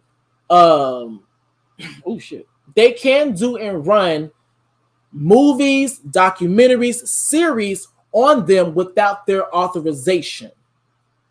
So they can run media and literally tell their life without the main cast and the real life cast being aware. You get what I'm saying? Which I thought was kind of stupid in a sense, because it's like, how the hell you gonna write a book about somebody, but then you're not gonna tell the person you're writing a book about? That doesn't, for me, that never made no sense to me, honestly. Because I'm like, how the hell you're gonna try to put out a docu series or a documentary on somebody, but then you haven't talked to that person or you haven't gotten the scoop when it comes down to certain situations. Now, I do understand as public figures and stuff, we understand they go back and forth or they have issues that are in the public's eye, but sometimes you want to sit down with them to get the real and get the scoop, because a lot of times you may get those exclusives that people actually be looking for. No shade. Y'all make sure y'all share the video, y'all. Share the video. Y'all make sure y'all like the video. Share. Hey! Oh, what's going on? What's going on? How you doing? But yes, so that's what Kandi said. So after Kandi said that, she also let it be known that she tried to hit up and actually talk to Carlos for the longest. He never hit her up. But then towards the end, after she done got fed up, after she wasn't really fucking with him like that, he tried to call her back. And by then, she wasn't fucking with him like that. And so she felt betrayed. And the reason why she felt betrayed is because of the simple fact of, sir, we're supposed to be cool. We're supposed to be cool. Now, from Kandi's words, now I don't remember the specifics, but I do remember this. Kandi did say in the interview that she felt like when it came down to Carlos King was just like a Marlo. And what I mean by just like a Marlo, this particular season on the reunion of Real Housewives of Atlanta, Marlo said out her mouth that Kandi doesn't help anybody. Now, that annoyed Kandi because of the simple fact of Kandi has helped Marlo, and so she felt annoyed that a person that she has helped or attempted to help keeps going on a public platform that literally has millions of fan supporters watching and literally stating that Kandi doesn't help people. When, bitch, you're the person I was trying to help. And so apparently that's how Kandi felt when it came to Carlos King. Now, we're supposed to be cool. You're from Kandi's words, I'm supposed to help you out. I have helped you out. Now, I tried to hit you up about what was going on, just trying to get information. You don't hit me back up. But then later on down the line, once I find out about what's going on, once I find out about the specifics, and I find out that people can actually make a documentary and a docu-series on my life without me being aware of it. And then on top of that, someone come in, talk to Mama Joyce, aka Kandi's mother, and try to keep Kandi from knowing about it. And then me and you, as in Kandi and Carlos King, having a mutual relationship or knowing each other, I come to hit you up and ask you about what's going on. Because now I will say this, I don't know if she called or text, but either way, you seen them phone calls. You seen them phone calls. And with that being said, now you're going to bring your motherfucking ass back over to my cellular device. Hey, how you doing? Fuck you. Fuck you. And the reason why I'm saying that is because, bitch, when I was trying to find out what the hell was going on, your ass you wasn't trying to tell me shit. You wasn't trying to say nothing. And then, not only that, once I find that fuck shit that you did, now all of a sudden you want to hit my line? And only God knows they're probably trying to clean it up because she didn't really go into detail. You got me fucked up. Fuck you. Hey, what's going on, Harold? Now says, no, Mandrell said, Hulu did the same thing to Mike Tyson. Yeah. Now, that movie was terrible. When I tell you they was playing on Mike Tyson time with that movie, I'm not going to lie. Because when I saw that man, I forgot, was it his forehead or something? It was like something like extremely off about the person that played him or the way that they had him, like had his makeup or whatever. I think the guy had a big ass forehead or something. It was like Mike Tyson didn't look like that. They really tried the shit out of him. So yes, when it came down to that, I understand why Kenny is upset. And the thing about Kandi is that she's extremely emotional, and I know a lot of times people use emotional as a gaslighting type of word, as in a way just to gaslight people. But I will say this. I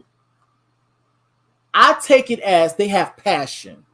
They take it as they have passion. Now, she may be crying or she may be having tears, in the words of Drew.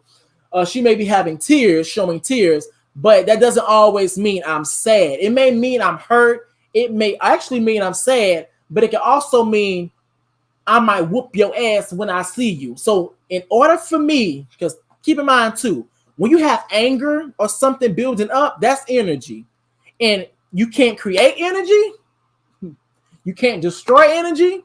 You can only transfer energy. And so with that energy, it has to come out. And so sometimes it comes out by people cussing. Sometimes it comes out by snatching a bitch or two. And sometimes it comes out by letting off a couple of tears. So I was with her on that. Now I will say this. She also added more clarity, because this is another running theme that was going on with the Real Housewives of Atlanta. Now hold up, my lips getting dry. I am going through it over here, y'all. Lips getting dry. Mouth dry. Oh, girl, let me get it together. By the way, y'all, this is right here. Sorry, commercial break. This right here. Oh, girl. Now, it's this particular brand called Fresh. Now, I started using them when I was using my my toner. But however, I was like, you know what? I really like this brand. I like this brand. It was cleaning up stuff on my skin. I kind of ran out. That's why, like, girl, my progress kind of looked up. But I was like, okay, I fuck with this brand. This shit got my shit at the time. My shit was all fuck. It was cool. I was killing shit cool. Then I saw like this, like, it's called the Petal Roll. That's called the Petal Soft Lip Cream. Because for me, when I be out and, you know, especially my uniform, military uniform, my lips get dry. It starts to crack and shit in the past. So I was like, I need some chapstick. I need something. Baby.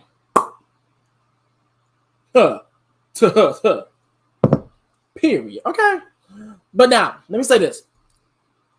Now, Kandi did add more clarity. Now, the clarity she did add, she basically let it be known that Carlos King did not, and I'm gonna repeat this, Carlos King did not tell Phaedra Parks the story of Kandi having a sex dungeon and wanting to do sexual assault when it came down to Portia. That Carlos King was not the person that did that. Now, a lot of people ran with that narrative. Exactly how did they get that narrative? I do not know. At least it's not on top of my brain right now. But however, she did clear it up. That's not true.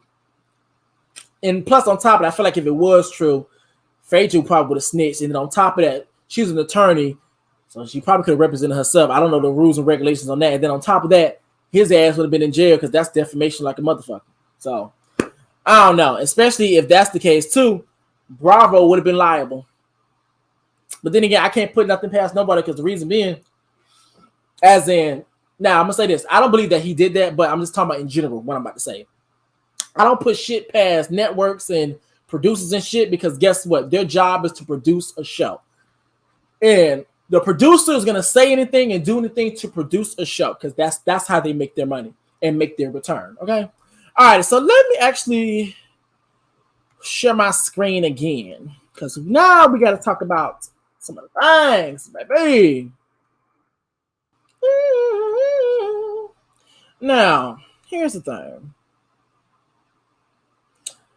Let me click on this right here.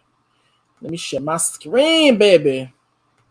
Now we're going to talk about something that's very touching, but at the same time, I'm probably going to get a little ignorant when it comes down to people. I'm not going to lie. So, a lot of times, just so you know, in 2.5 seconds, we're about to get nigga in 2.5 seconds, okay?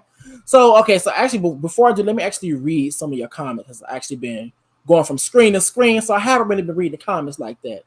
Bougie Barbie, I didn't know you were in the military. Which branch? I was Air Force. You are lucky. Yes, don't hold it against me. I said you are lucky. Because baby, if I knew that, I would have been Air Force too. Know how much shit they get. I'm in the Army. Alrighty. We're not the same. My mother does not want her kids fighting. Okay. Example. What's up, Logicc? Carlos is grimy for that. Yeah, he is. Very much grimy. That's so Mary had all types of little lambs and a pet billy goat. Let me see. I cry when I'm angry. Girl, I know that's right. Well, I don't cry when I'm angry. I get silent. And then it builds up and then I just start cussing like I don't know what. Because they literally be taking everything. Oh, girl, I'm hitting stuff. Come on, retrograde. Because they literally be taking everything not to. Ooh, come on. We're not going to have no confessions on this platform. Hell no. No, what you say, CJ daughter? Let me see. I always wonder why Kandi didn't file a lawsuit for the accusations. I don't know. I'm going to be honest with you.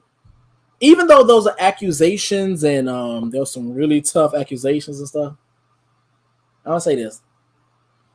One thing I have noticed about Kandi is that even though now people can probably mistake this for fake, people can probably mistake this for phony, but some may also say that she's also a little bit fair or too forgiving.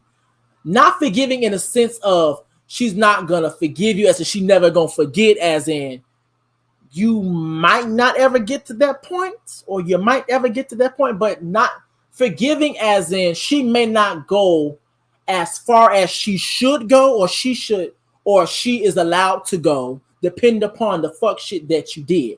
It kind of goes to the statement I always say.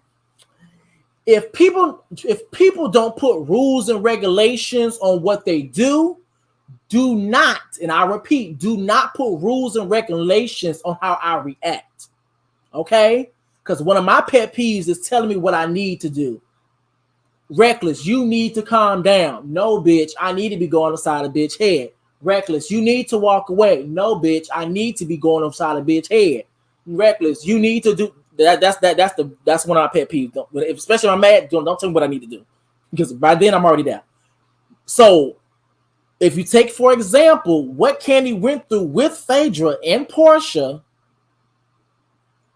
both of them, she has the right to file a lawsuit. But however, I think the point of is that she may not ever forgive them, as in she's always gonna bring it up or always remind them of certain things. But however, she may forgive them to the point as in, you know what, you have a family, you have people to feed. I'm not even gonna go that far with you. I'm gonna let God handle you. So that's how it is. So some people, like I would say, even myself, like I had a situation where I was and Constance can tell you, I had a situation when I was at my job and it was a homophobe messing with me and stuff. And, you know, me and him was going back and forth. And I was like, bitch, you got me fucked up. La, la, la, la. You know, la, la, la, la, la.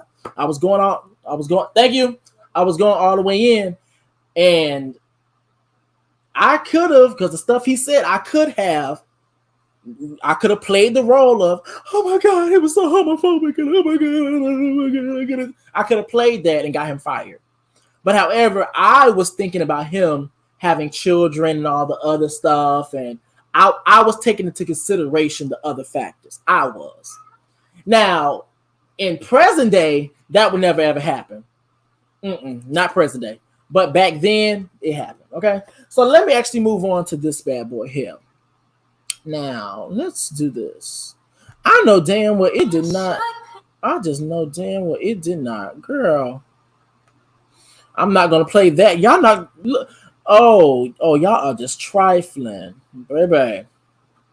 So, okay. So, since I'm not going to do that, let me do this. I'm just going to pull up a picture. Give me 2.5 seconds, baby. Woo! Hey, come on, Mercury retrograde, messing all my stuff up. I like this one. This one's cute. It can work. Oh, what about this one? Yes, ma'am. Oh, she ate that look up. Yes, ma'am. Let me go back a little bit. Bam, right there. Oh, bam. She ate that up right there. Bam. All right, so let me share my screen, y'all.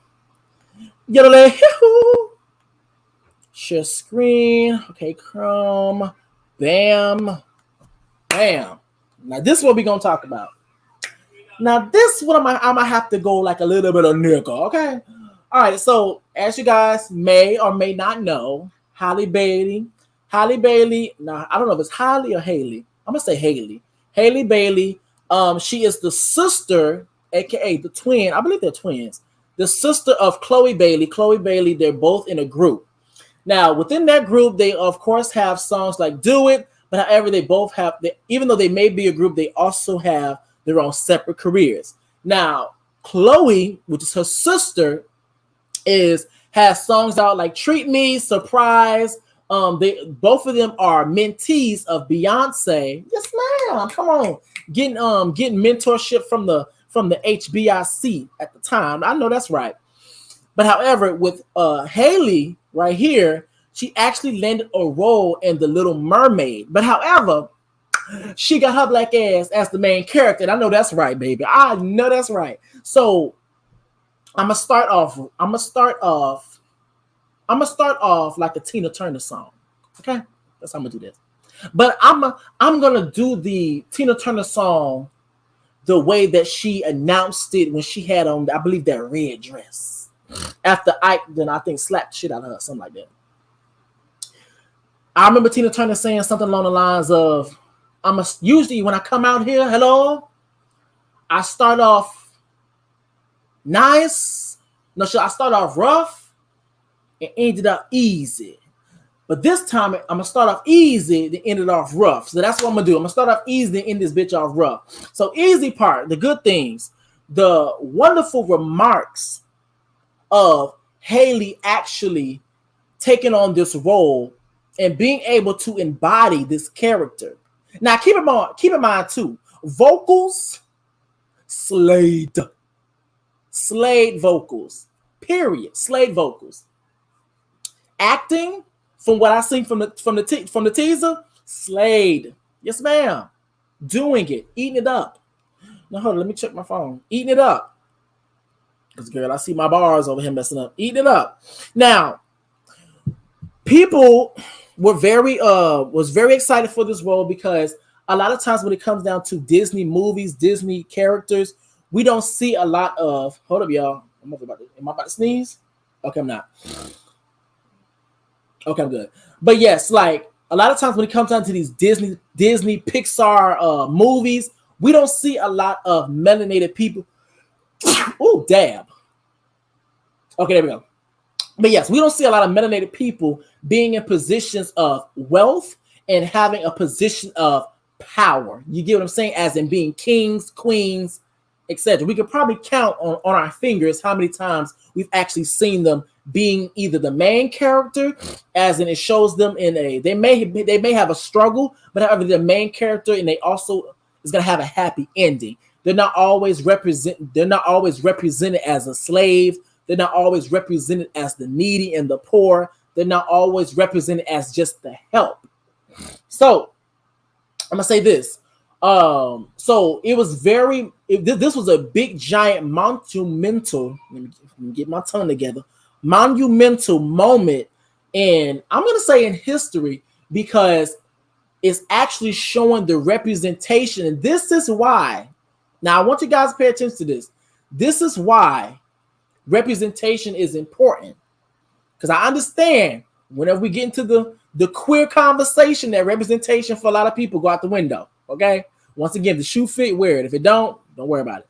But however, this is the reason why representation is important. Is because of the simple fact of when it comes down to Haley taking the role of being the Little Mermaid, it's showing little girls that you are more than just the help. You are more than just a slave. You are more than the needy and the poor.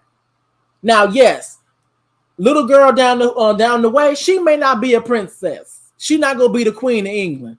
But however, it's the representation of showing that you can be anything that you want to be. You don't have to settle for whatever your circumstances were.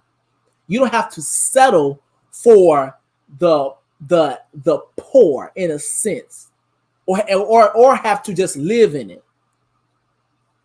You get what I'm saying? It provides more hope for melanated women, youth, because even men too, youth.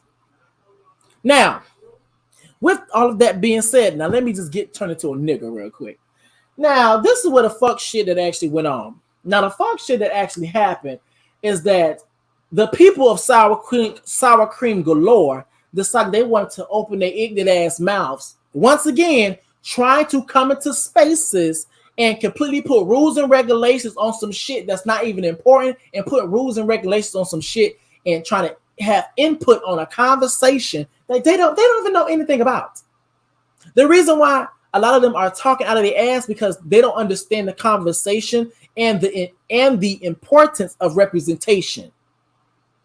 Because guess what? They motherfucking asses has always been represented through media in a positive light. And even when the negative was represented, it was disproportionate. And even when the negative was represented, it was, guess what? Swept up under the rug. It was like 1 week, we hear about it, next week, we forget about it.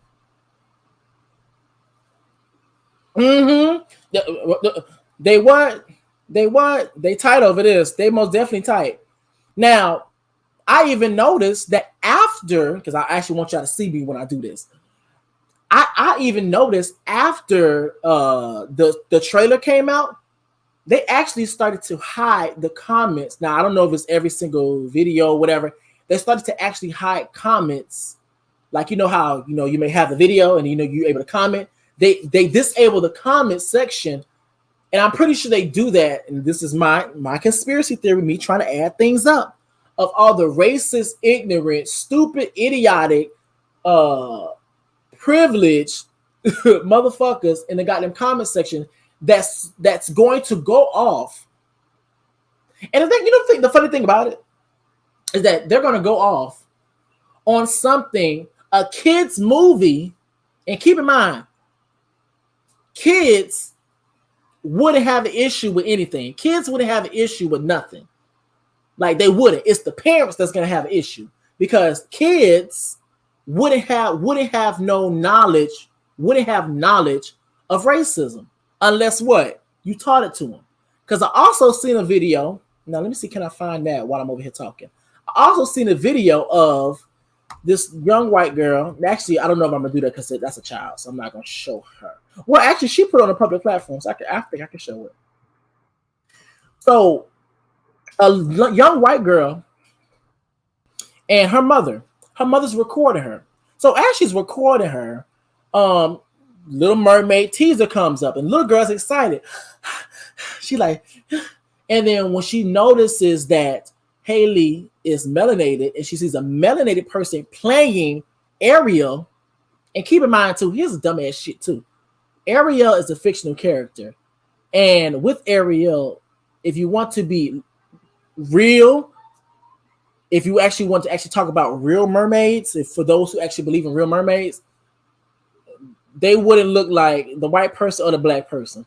They would look much scarier than that, but I digress. But let me look this up. Little Mermaid. Now, I don't want to play certain things because, girl, I don't need YouTube to get me the fuck up out here. I'm going to say racist reaction. Hopefully she comes up. Because, girl, I'll be over here trying to, let me see, racist reactions. Let me see. Is this it? Black kids' reactions is why. Okay, so yes, it's over here. I see a black girl and her response, her reaction, but I can see the actual Disney. I can't play that because, girl, Disney gonna get. Okay, there we go. I found one, and it looks like it's just gonna play her reaction. Okay, let me do this. Bam, right here. Okay, I think this is it. Bam, yes. I'm over here being somebody. Yes, I done found it. Okay, so let me share. Ooh, now I'm over here freezing, baby. Okay, so I found it. Period. Alrighty. No. Bam. Okay, here we go. This is it right here. Well, I'm gonna mute myself so I can hear it, so you guys can hear.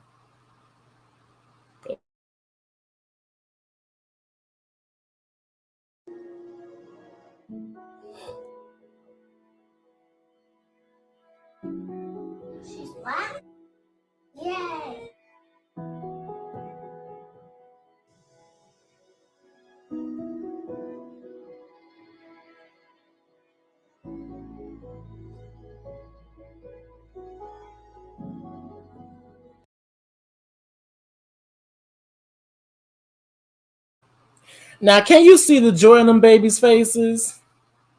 On the melanated faces of them little girls? Can you see the joy of how important it is for them to see, to know, and also see someone that looks like them being in this fairy tale that means a lot to them? That's very important. And keep in mind too, only reason I'm pausing is because of copyright, just to make sure that it falls under fair use, y'all. Let me get back.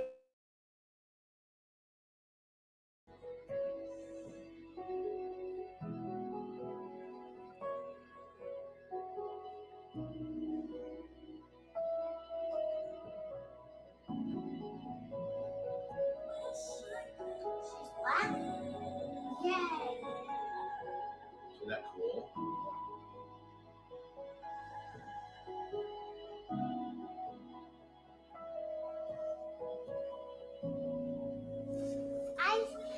I think she's brown. Brown Ariel. Brown Ariel is cute.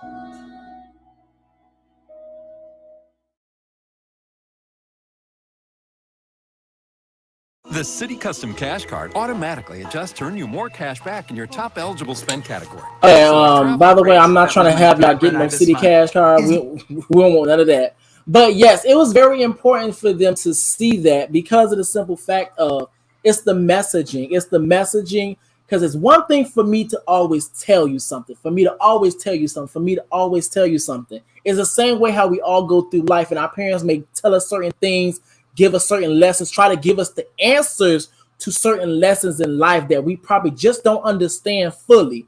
And we may not get it. We may not understand it. We may not even get a glimpse of why they're telling us that, or even understanding the importance of it until we see it for ourselves. Seeing these things are important. Very important. Now, let me get this shit off my screen while I actually look up that racist motherfucking bitch. Now, I told you I was going to get like a little nigga, so y'all have been warned, and this is the reason why I played my disclaimer in the beginning. It's not only for fair use, it's also to let you guys know I probably will be cussing like a motherfucker. All right, so let me find this racist little hoe. All right, let me see. Where's she at? Where's she at? Because I know I can find her. I'm going to put white girl. I got to put white girl. White racist reactions. Now we're going to see, can I find her? Because I had seen her ass, and I was like, girl, what? I may not find her ass, because, you know, they love protecting them. Let me see. I'm going to look one more page, then I'm going to let it go. Baby. Okay, I couldn't find her. Girl, you lucky this time, because I was wearing her motherfucking ass out. Hey, what's going on, Cocaine? Actually, I'm going to call you KO, because, girl, your name be getting me, especially when I'm over here doing this Nicki Minaj stuff. You would not get me sued, okay? All right, so here's the thing.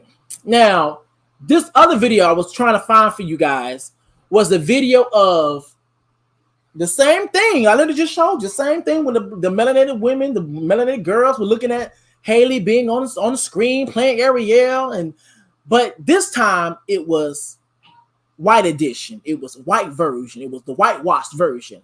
And so now we see the white mama recording her daughter. Daughter had to be like 5. That's me guesstimating. I could be wrong. Give or take. Watching Ariel. Then when she noticed that Ariel's melanated, she does this. Actually, I actually want to show y'all. Let me go with this, girl. You know, for one, y'all already know I'm extra, so I'm gonna show y'all. She was like this. So the camera view was like this. It was given a nasty piece of side profile. Now I'm not gonna talk about nobody's kids, but girl, I'm not gonna do all that. But it was given a nasty piece of side profile. She was like this. So the mom was recording her. So she recording her, and then when she noticed on the television that, oh, Ariel's not white, she's black now. All of a sudden, the little girl's face go like this.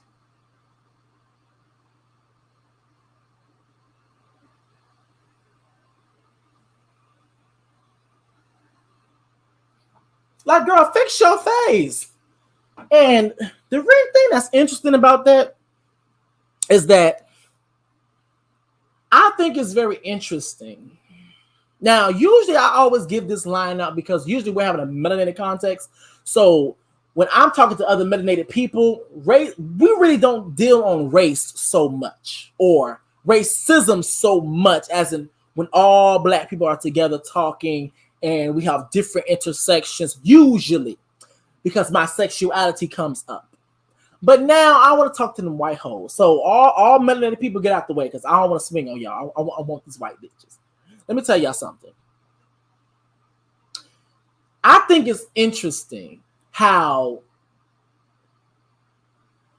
you guys will literally go to school boards, go to school meetings, go to Congress, call the superintendents, call the principal, call the nurse, just because of the simple fact of critical race theory is being taught in the schools. And you don't want your child to know anything about critical race theory, which, and I will add this, which its objective is to completely humanize a marginalized group of people that are dehumanized on the daily through the law, socially, psychologically, and physically, and also spiritually as well too. Yes, come on, welcome colonization. So with that being said, it's very interesting how you guys love to protest and reject the ideas that's actually going to give you, or at least on the right track, or the prototype. Come on, okay, I'm waking up. I'm over here getting the words together. I'm waking up. The prototype of getting the proper information on these issues, especially when, because let's keep in mind too, especially when we live in an era and we live in a society today, give and take, certain spaces may alternate. We live in a society today that if white people say the wrong thing about melanated people, you will get canceled, you will get slapped the shit out of, and also you will lose your job because a lot of times businesses do not want that attached to them. So in order for you to save your own ass, because we understand that you guys are not having these conversations within your home, and then on top of that, when you guys are having these conversations within your home, you guys are not having the proper full conversation within your home. That's the reason why when it came down to Emmett Till, because I think a lot of times I really don't talk about race like that, because we usually have a melanated context. But I'm talking to these white hoes right now. That's why when it came down to Emmett Till, it was two different conversations happening. Two different conversations happening. In the black household, the conversation was dealing with the fragility of white society to completely disregard, and dismember the black bodies within society. And also the conversation dealing with the safety and the precautions of that to prevent those things from happening. Now, the other conversation that was happening was within the white households of white women of sour cream galore being whistled at by black men. And then we later on find out that wasn't the case in her experience. And you had a little boy being murdered, taken off the face of this earth, the physical plane, because of a lie that you told.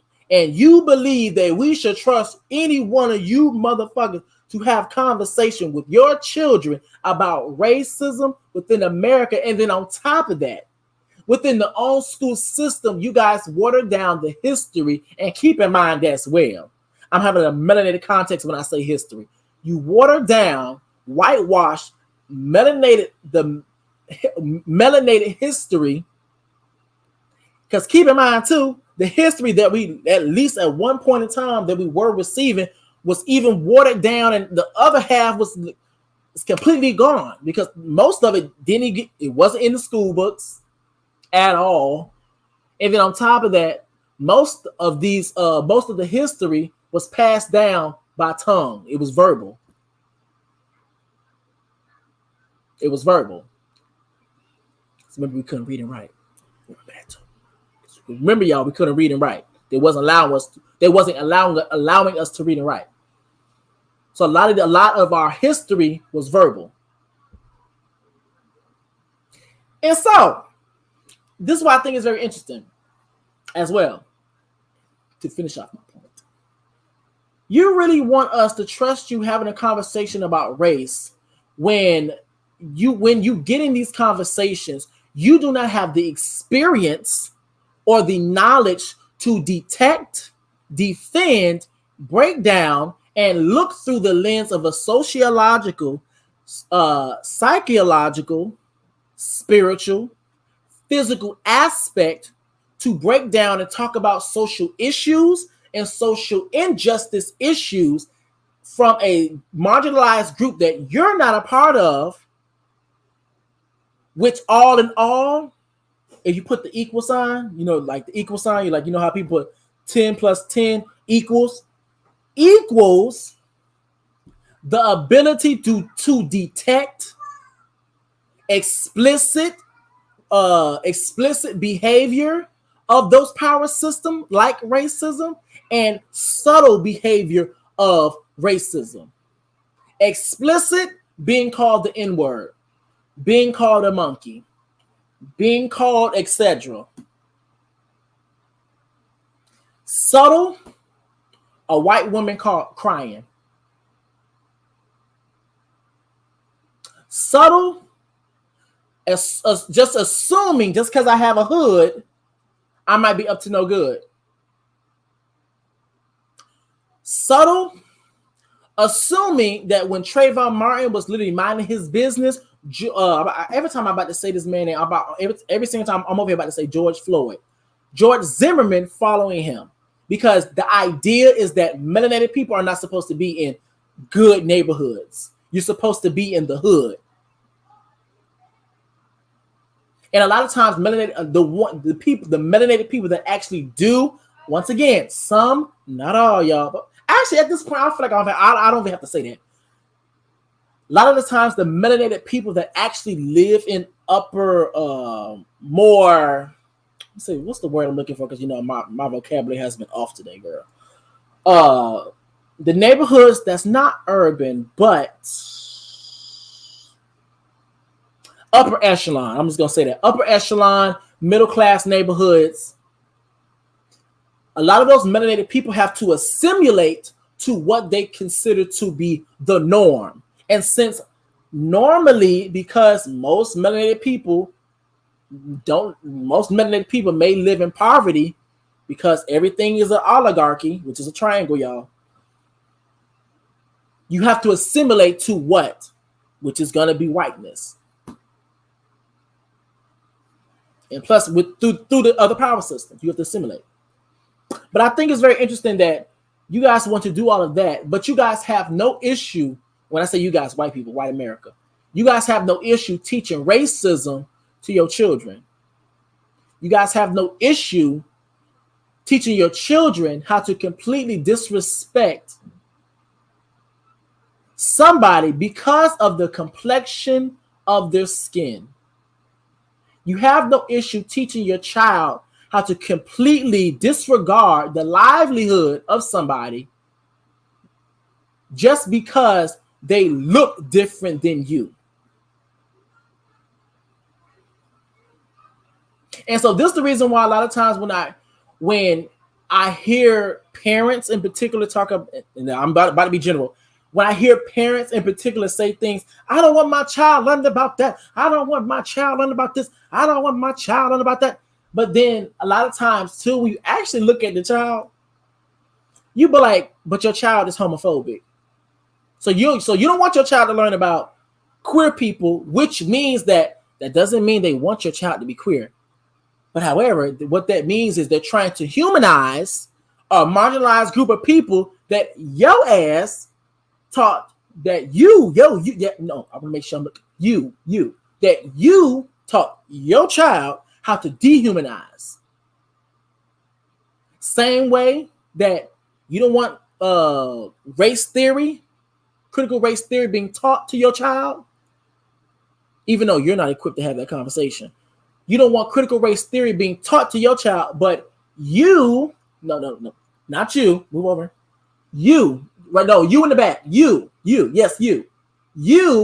have no problem teaching your ignorant ass child how to disregard and disrespect a marginalized group of people that look different than you based upon features, aka and this is the reason why I got into the conversation yesterday about race, which is a social construct, y'all, because it's the phenotype, which is the physical, pheno as in PHENO, phenotype, PH meaning physical, PHY, that's the physical part, and genotype, which is GENO, which is the genes, to determine if you're black. So you have no problem teaching your child an oppressive system to use against other marginalized groups who may have other intersections. But however, when it comes down to having other actions put into place to counteract the fuck shit that you already have your child over here listening to, ingesting, oh no, I don't want my child to learn that. So it's funny how people always love to talk about an agenda. So what's your agenda? What's your motive? Because there's no reason why that little girl should have felt any type of way, and the way that she responded was letting you know it was coming from a racist place. Because it's not like, let's be very clear, especially if you find a video. I wish I would have found it. But it's not like the little girl asked the question as in, Mommy, why is she black? She's not white anymore. She doesn't look like me. It's not like she asked the question. It's like the little girl already knew.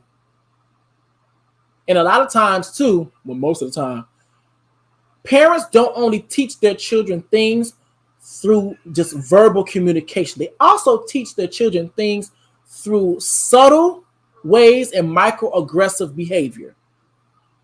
So yes, you may not have said the N-word in front of your child, but when you go looking at melanated people up and down, or you go holding your purse or holding your child's hand whenever melanated people go walking by, or whenever you go to sucking your teeth when a melanated person may talk to you and then may just walk away, or when you go to do just about be on your white Karen shit and you do it repetitively, and it's like after some time it becomes second nature to your child.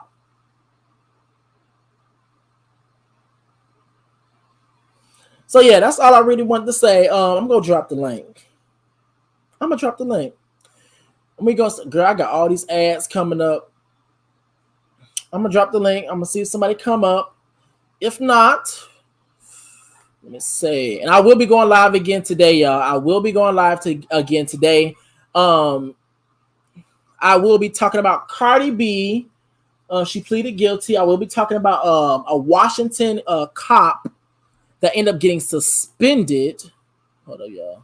Yes, that ended up getting suspended because she feels like she's above the law in so many words.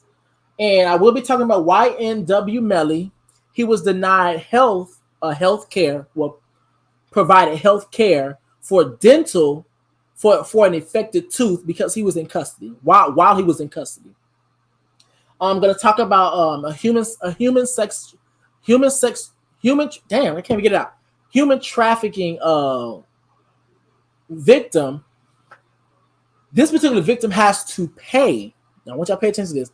This particular victim has to pay the family of the alleged assaulter. So I want to get into that, and then I actually want to talk about Caesar off of Black Ink Crew.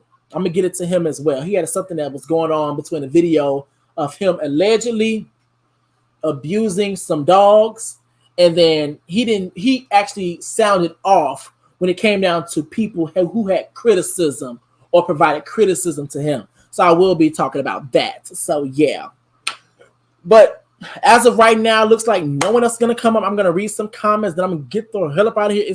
Hold up, is he live?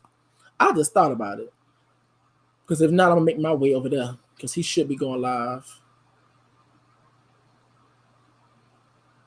Oh, he already had one, girl. Yeah, he already had one live. Oh, well, I guess not. All right, so let me read some of these comments. Let me see what you guys. So Harold, let me see, because I got my freaking thing.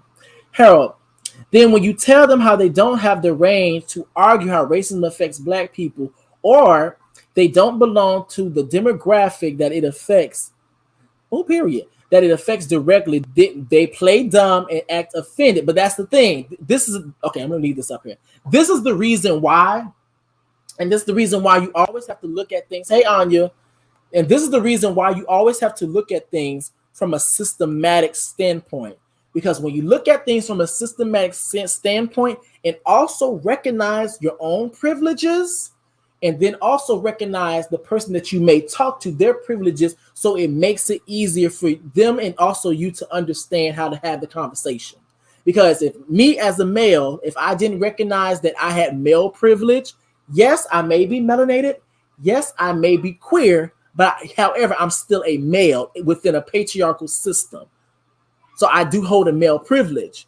And the thing about holding those privileges, when you know you have a privilege, that means you should know when to shut up and listen. Because privileges blinds you of certain experiences, and it blinds you of the fuck shit of certain power systems that other marginalized groups are being affected by. So when trans people go to speak, I shut up. Like One Love, like when One Love was speaking, I shut up. Yes, I had rebuttals. Yes, I had something to say. But I was like, I'm gonna be quiet, because I can't tell people to be quiet and listen, and I'm not doing it. I gotta be quiet. When women go to speak about their experience, I'll be quiet. Now, what's going on, Anya? Hey, boo, how are you? Hey, I'm doing good. So how are you today? Getting a headache now. Said, damn, as soon as I come up here, my head started. Oh, girl, nothing got no headache. All right, so sound off. How did you feel? Like, how did you feel about the Nicki suing Nosey Heaux first? Okay, so for me, it's just, you always hit her like right on the nail on the head when it comes to Nicki and her hypocrisy of it all. I last night, we got off Conscious Live, another video popped up. I don't know who this blogger was or whatever, but he had like he actually had the documents of what the charges are, like what she's trying to sue for or whatever. And it was very interesting because what was alleged, it was like not even it wasn't even like, it was like an opinion almost. But what it seems, let me tell you what it seems like to me. Because everybody was coming down on Cardi for like suing Tasha, right? And it's like, I don't understand her reason for wanting to sue such a smaller blogger. Like, Nicki had a lot to say about the Tasha K and Cardi B's when Cardi initially started the lawsuit procedure. She had a lot to say, and she was actually using her fan base to do the talking for her. And I just don't understand the hypocrisy of it all, where it's like, somebody else is wrong and she turns around to do it. And she has a history of doing this all the time, of saying one thing because she, beefing with somebody or don't like somebody, being petty, and turn around putting her foot in her mouth and doing the same damn thing. So it always baffles me. And I really just think that she's really doing it because most people have been really like dragging her for marrying that man. I'm gonna just be honest, because the lyrics that was played last night from one of her, and I'm not even a fan, so I wouldn't even begin to tell you what song it was, but I literally listened to lyrics where she spoke about what she's suing about. So I'm like, you know, you, although it may not be true, because people could say a lot of things that really is not true just to get a reaction, just to, you know, try to be popular. However, if you put stuff out there like that, you cannot be upset when the general public suggests it. At the same time, you put that out there, and I know it is a thin line, because when we look at CASHAPP and Cardi's case, Cardi did say certain things that would have allowed people to assume things. So you have to walk a fine line. But I do think the fact that she's trying to suggest that a person with 15,000 followers, subbies, is detrimental to destroying and affecting her career. But Tasha K, that had all those subbies. Cardi was a snitch. So it's kind of weird, because you know, when you look at, I could see why Tasha K was sued. I don't understand this lawsuit from Nicki. Like, I really don't understand the lawsuit. Well, to be honest, like, I really did feel, and like sometimes, like I'm not gonna lie, like sometimes, I'm not gonna say sometimes, a lot of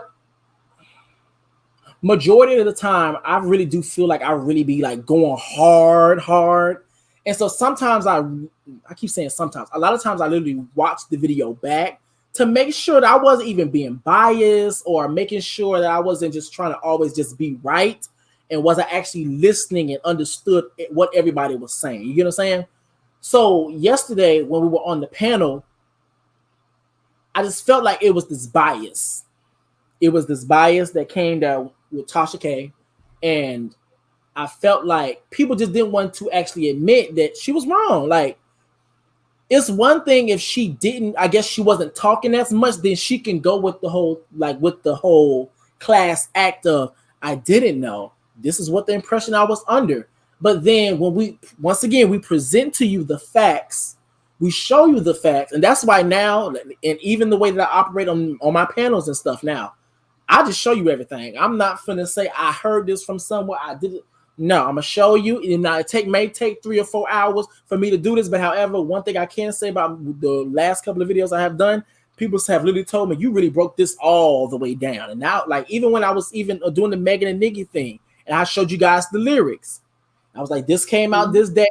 This is what she said. She responded back to this record, and because now at this point I want to show you. Because if I can show you and you still believe what you believe, that's out of my control at that point. Out of my control. So I felt like it was a bias on the panel. And I felt like it was just they didn't want to admit that she was wrong. And she was wrong. Like, you was lying. The biases was more because of the disdain for Cardi. I understood that clearly. And so, and then at some point, I just felt like, you know, maybe that individual was definitely inebriated, in my opinion. So it was like, you know, although I tried to make light of it because that person was being dragged in the comments. But I'm just saying in general, though, with the Nicki, it's like, because there are some people in this world that I don't understand a loyalty to a stranger. I don't. Yeah. I really don't. It's one thing to be a fan and appreciate somebody's art through their talent, but to be like so adamant about a person's character that you do not know personally, it gives me delusional. It gives me obsession.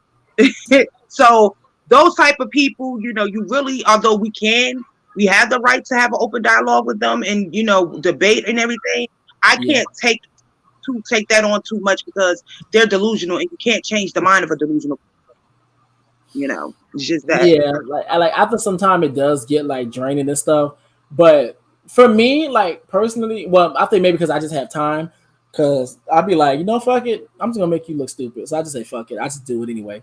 But yeah, like I think that's one of the reasons why I just bring up the PowerPoints. Now I don't say no, fuck you. I don't do all the other shit no more. Okay, they're like, Oh, she never said that. We got you. Give me 2.5 seconds. I'll find it for you. That's it. Because even when I'm just gonna say her name. Even when Miss Barbara was like, I never called her a slut. Miss Barbara, you most definitely did on this panel. I know exactly what live that is. I will find it for you. You see, she never said yes. Like, then go find it because she knew I was gonna find it. Mm-hmm. So but you know, some people too, because it was a mixture for me.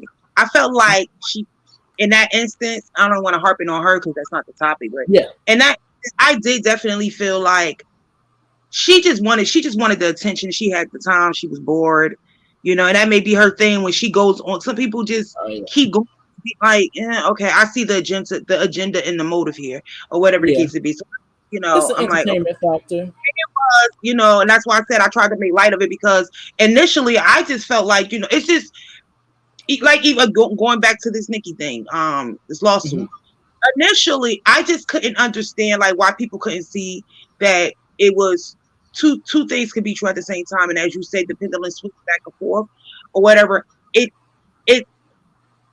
I don't see how her fans nor Nicki felt like Cardi was wrong, and then you turn around and do the same exact thing.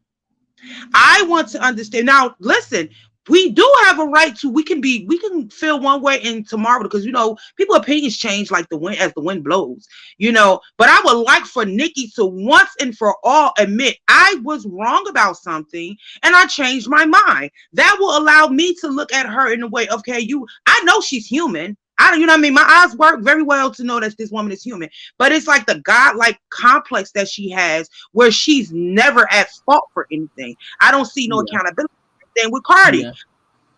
And I'm praying that from whatever situation she just had, I'm praying that she actually does truly take some accountability and make changes. Show me that you truly are accountability. Actually, that's how she got off. I don't think this is what I was saying earlier. Mm-hmm. I appreciate the fact that she did take the plea deal. Mm-hmm. Now, because it worked in her favor. Obviously, she would have been an idiot if she didn't take it. However, some people are idiots because of their ego. Their egos don't allow them to do what's the best for them because they, you know, their ego, that stardom, it goes to people's heads. Yeah. But I'm looking for her to literally reform herself and through true whole accountability, showing us the work, apologizing to them women. And she may not have to, because we don't know what goes on behind closed doors between her and Offset. But I do need her to recognize and make us know, or let her fans know, whoever, the public, that I see where I was wrong at. I should have never put my hands or addressed these women when this man was the problem. And I chose to stay with my husband. Like, I don't know what they worked out because, again, I just feel like a lot of things that's public, but it's a whole lot more. Because just imagine what you don't see that's public. So I want to believe that there was some type of okay. So I'm gonna say that in the other live then. Yeah, I'm gonna say that in the live. Yeah, because she actually did make a statement and stuff. But so because I feel like I'm about to get into that. It's a thin line because of the similarities of both of the situations. But so we can move on to the other topic. Who was talking about? We talked about PNB Rock. I feel bad for his. I feel extremely bad for his girlfriend. Oh yeah. I think that people have been very harsh, and I hate that we as human beings never ever lead with our humanity before we go into our assumptions of what happens when tragedies occur. It's just a sad thing. Ice-T, the rapper, he made a statement that was I think that was needed and appropriate, and just explaining how those that are over in, you know, California and LA, there's a certain culture and a certain understanding when you are in certain lifestyle, and everything is about modest apparel. It's not about being flashy and things of that nature, because you have to know the surroundings to which you're going to enter. You have to be aware of every environment that you're going to enter. And just, you know, I just send prayers out to the family and everybody that's affected, his fans and everything, because it's a tragedy. Yeah, I felt so bad. I was like, damn. Like, especially once I started to I saw the interview where he actually said that he was moving different and stuff, and it's like, damn, like even with you moving different, it still happened. But you know, there's still some holes and other reasons probably why it happened. But Yeah. I felt so bad. The LAPD said it definitely was because of, you know, even though they can't, I personally say, yeah, well, we know that her putting a location in, you know, probably helped in that situation, not helped, but, you know, is the reason why he was able to be targeted that way. It's just really messed up. He was from my research, he was like the sole provider for his family, you know, and that, you know, we know his streams, his music, his streamings and stuff, all of the numbers have gone up and everything. But then, you know, it's sometimes the money aspect or whatever, it just, not sometimes, but usually it doesn't give reassurance. So it's a lot that will go on throughout the next couple of weeks with this. But I just like, I send love and prayer to the family. Yeah, that's crazy, man. Okay. So how did you feel about the whole Kandi exposing? Well, but that's another thing. Kandi's never been known to lie. So Kandi exposing Carlos King. I think it was needed. It was needed. It was. I don't think it came with malicious intentions. Just happens when you interview, and I just think the right question was asked at the right time. We are dealing with retrograde, so. Yeah, Mercury retrograde been fucking people up. I got locked. I got put in a holding cell on the first day of Mercury retrograde. I just knew it wasn't playing with me. Third day, somebody I know, my friend member, ended up getting locked up on the third day.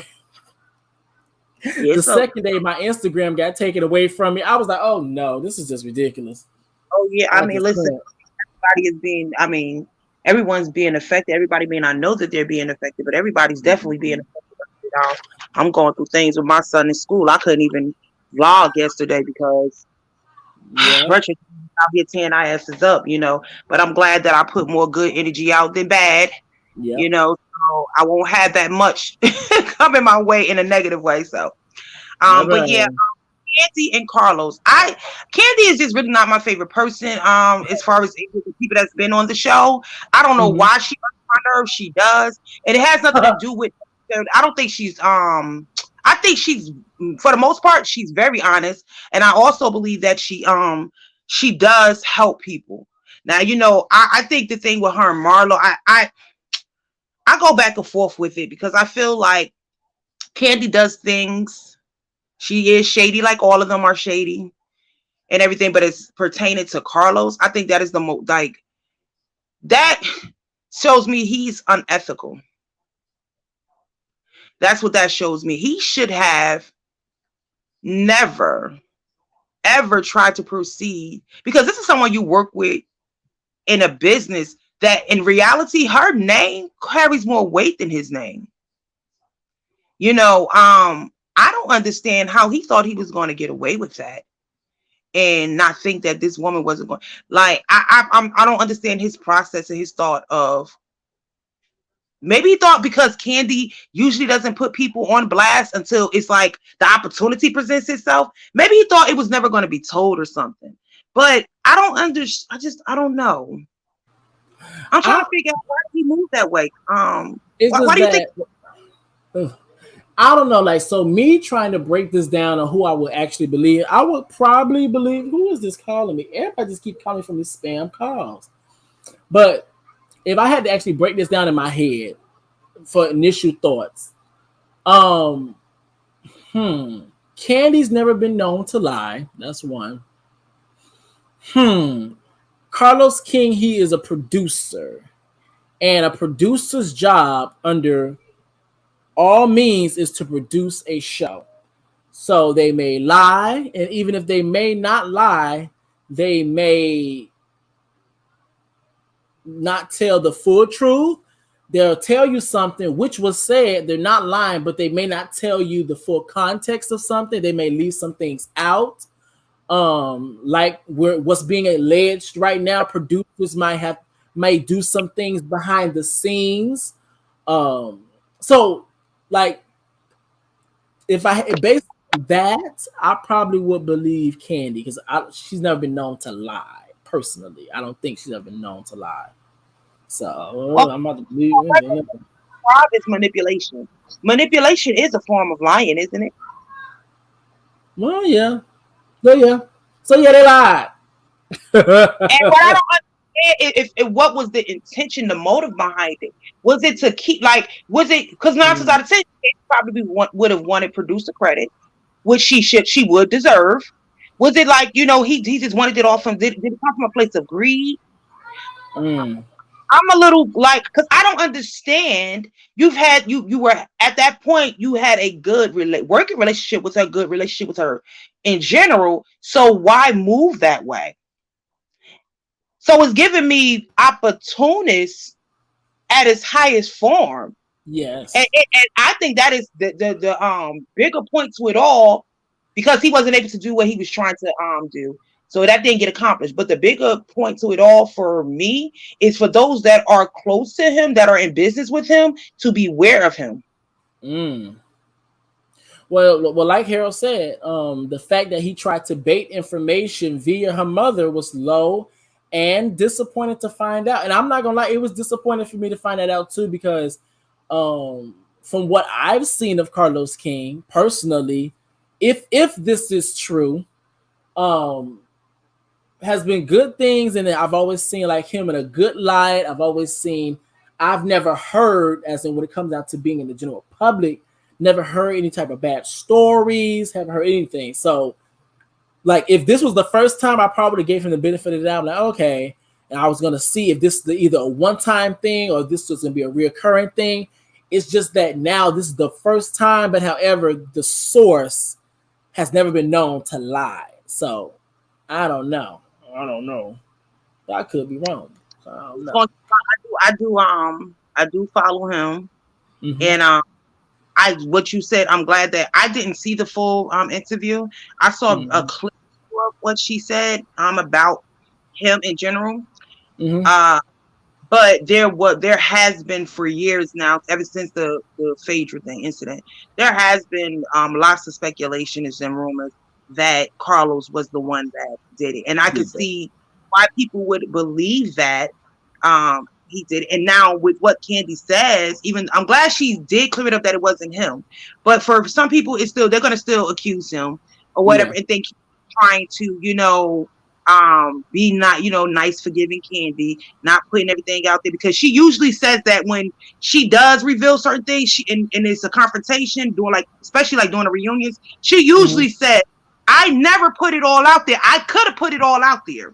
So in this case, I can see how people would assume Kandi, you just ain't put it all out there type of thing. Carlos really did it, but you just, like you were saying about yourself, you trying to get this man a break because maybe he got a family somewhere to feed, Yeah. Type. I'm not gonna lie. Because I remember when because I was telling Conscious, because I was hot as fuck. I had just got done cussing his motherfucking ass out. And then after that, I had got done cussing his ass out. I called Conscious. All of a sudden, Conscious was like, "Then why the fuck you dealing with that shit? Go over there, go to that motherfucking manager right now, and yada yada yada." But I remember that day so clear, and I was like, "Nah, you got a family." I was like, "It's shocking." Of Scorpios, y'all usually just, y'all you just ain't no holding back and giving consideration to nothing. Once y'all go there, it's just there or whatever. So no, for me, I'm gonna be honest with you. For me personally, it wasn't. I had no problem going there if we're gonna go there. It's just that me going there, as in going to management, going to do all the other stuff, that kind of takes time for me personally. I still deal with the whole respectability politics when it comes down to being in the hood, as in no snitching, all of that. Now, I may have my other ways of trying to tell people certain things. I've gotten much better with it now, which is like now, I'm to the point. Now, keep in mind, when this happened, I was still like just getting out of high school-ish. But that was like years ago. But now, I don't play none of that shit, bitch. I'm like, hey, y'all better come get this bitch before I slap the shit out of him. I do that to my bosses. Like, come get him. Leave him alone. Leave me alone now. But I have a question. Okay, so how did you feel about the Little Mermaid? The situation with dealing with the Little Mermaid, seeing the melanated girls be so happy, seeing the awesome job from what it looks like so far that Hailey is going to be doing when it comes down to vocals, acting abilities, and then seeing that the racist remarks that's gonna the backlash that was going on. So me personally, I didn't even I've been swiping past the negative of people talking about it because I'm getting, I guess the older I get, I'm turning into my mom. I will cry at a Hallmark commercial, like, and this moment has literally been having me like smiling and crying at the same time to just see. It's like, you know, it's really good and refreshing. It gives hope when you see the little kids smile and all that with all the toxic shit that has been happening. It actually just is refreshing, you know, and it's just like a moment of hope, like, you know, because what it shows is the children seeing the possibilities and by them seeing representation of themselves.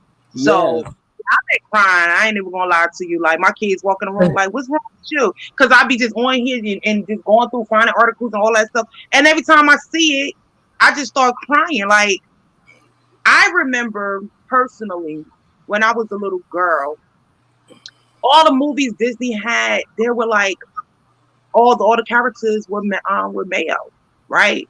I was like, I think I know I was a teenager. I can't tell you what age I was, but I know I was a teenager. The first time I seen what is it, Princess and the Frog?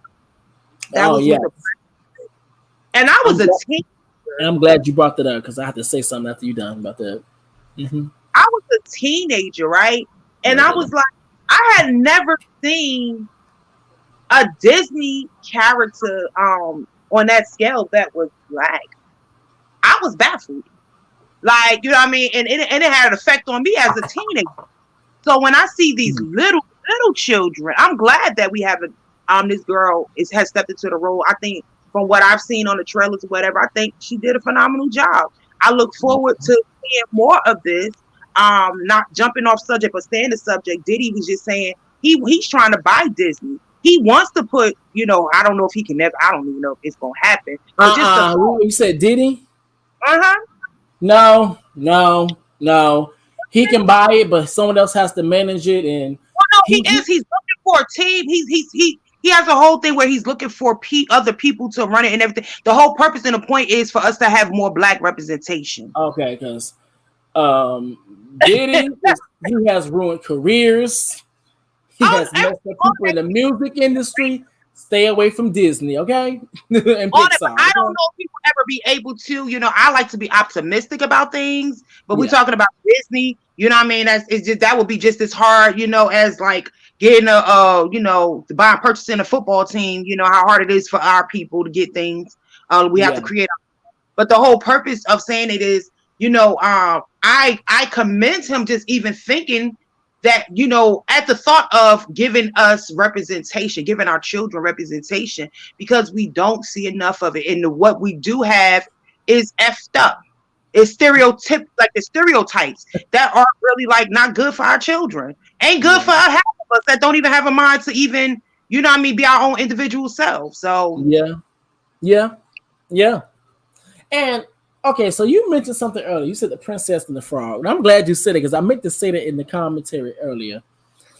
Now, another remark, one remark that I actually remember is when white people would literally say something out their mouth and be like, so what happens when we start making the cartoon characters that were black white? Let me share my motherfucking screen real quick. Once again, I like to share my screen.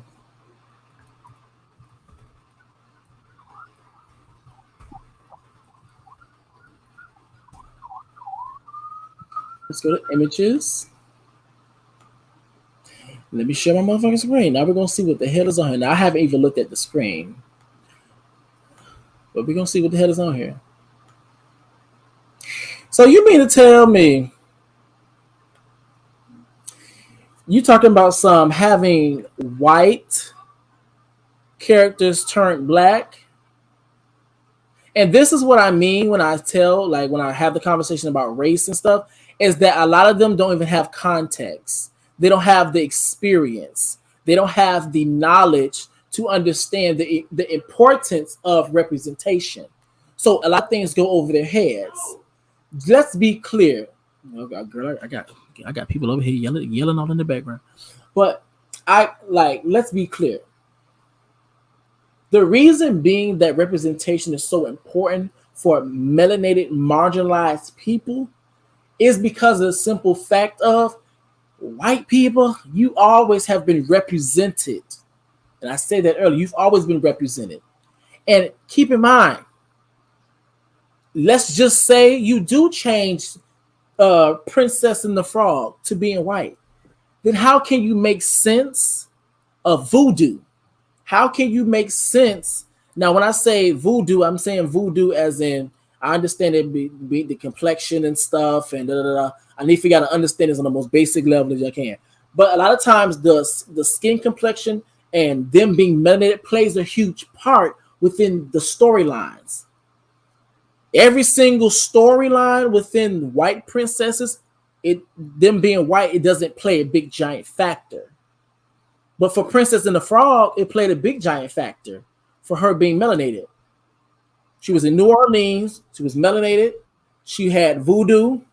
I forgot Papa Legba. All those things, and they you wouldn't understand it because that's not the culture. So it wouldn't make any sense. And this is the reason why a lot of y'all got to shut the hell up and know when to eat your food, because you're not making no sense. But that's all I really want to say. Because girl, speaking to that, your speaking points, you're absolutely right. Because with every character of a different ethnicity, they've definitely. It was never like it was always, for instance, like Jasmine. She was dealt with the whole Middle Eastern thing or whatever. It's never like it will never be okay. Jasmine in New York, for instance, just a simple, it's never just simplicity. It always goes to the background or the ethnicity of the character, and that in itself carries a racist undertone. So I think that this Little Mermaid this version of it definitely screams since inclusive. It screams it's inclusion. Yes, that's what it is, inclusion. And and then on top of that, I forgot about this movie right here. So, is this Soul? I forgot. Dang, I forgot the name of it. But I remember he was what is it? I forgot his name, the name of this movie. But he played the saxophone, and he lived in. I forgot where he lived in, but he wanted to play the sax and stuff. And yes, the character can be white, but however, the significance of him being a melanated man that was at one point in time and working as a teacher but playing saxophone played a big part, because a lot of melanated people, our outlets are music, and so learning different instruments like the saxophone was very common and being multifaceted. It was okay. So I'm glad that she's doing it. I think she's a beautiful girl. Well, let me say and we can't express enough how much is needed, but I also need we have so many talented people within our own communities, and I know that schools tend to say, well, we can't get the work or the opportunity. Nobody wants it. We need to get out here and create more and be more supportive of one another, because we can't. Yeah, we have to keep fighting and pressing the gas pedal and trying to knock certain doors down to get ourselves out on mainstream or whatever. But we could definitely support ourselves in a sense of doing things within our own community to present, show these representations to our children as well. It doesn't always have to be on a grand, platform or such a wide based platform. Stop sitting back and always waiting you know, for the Mayo peoples, because we know that we know how it's been, and we know how it's going to, not that it can't change and it won't change one day, but until that does change on a grander scale, we can continue to, you know, do certain things to, you know, help our own selves.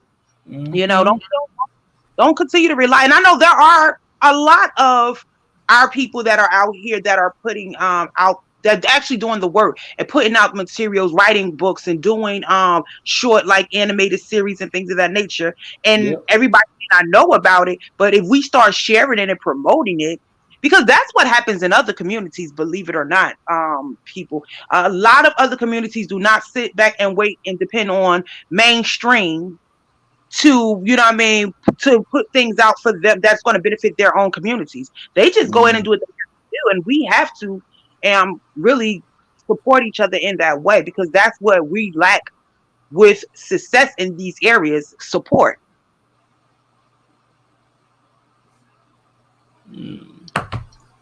I like well, I was gonna say this is that when it comes down to this whole Haley, I can't say, I think it's Haley, because it's one of them, like Haley, Holly. I always get them mixed up.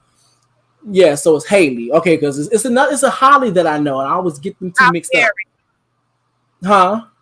Halle Berry and then Haley, because their names are spelled the same exact way. Oh yeah, I think it's Holly. Yeah, it's Halle Berry. It's Haley, but Halle Bailey. There we go. Yeah, so with Haley, it's like it's a very big, giant, monumental aspect, and this also will be part of history, because it's disproportionate for melanated women to see themselves at a young age being part of a Disney Channel, a Disney movie, which Disney, Nickelodeon, and also what's the other one? Cartoon Network were one of the biggest networks to my knowledge, one of the biggest networks when it came down to producing children's content. A lot of children, that's where their go-to was. Let me get it together. Their go-to was. And so when you always go in there and you're watching all the cartoons, some may look like you, some may not. But then on top of that, when you start to get more information of knowing that even though this person may look like me, why is it that the melanated person, he looks more rougher than the other one, than the white people in the cartoon? Why is it that the melanated person may look like a slave, or look like they're poor, or always look a certain way, and that's not always the truth? So it's very important. I'm here for it. For them white hoes, if they get mad, we won't give a fuck.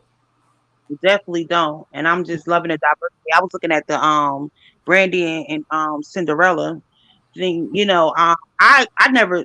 It's kind of crazy. I never watched that. I don't know why. It just did not appeal to me. It had nothing to do with the color, whatever. Cinderella's whole story just doesn't appeal to me. But I will tell you, the common denominator is between that and the new Little Mermaid. I like, because I read about it.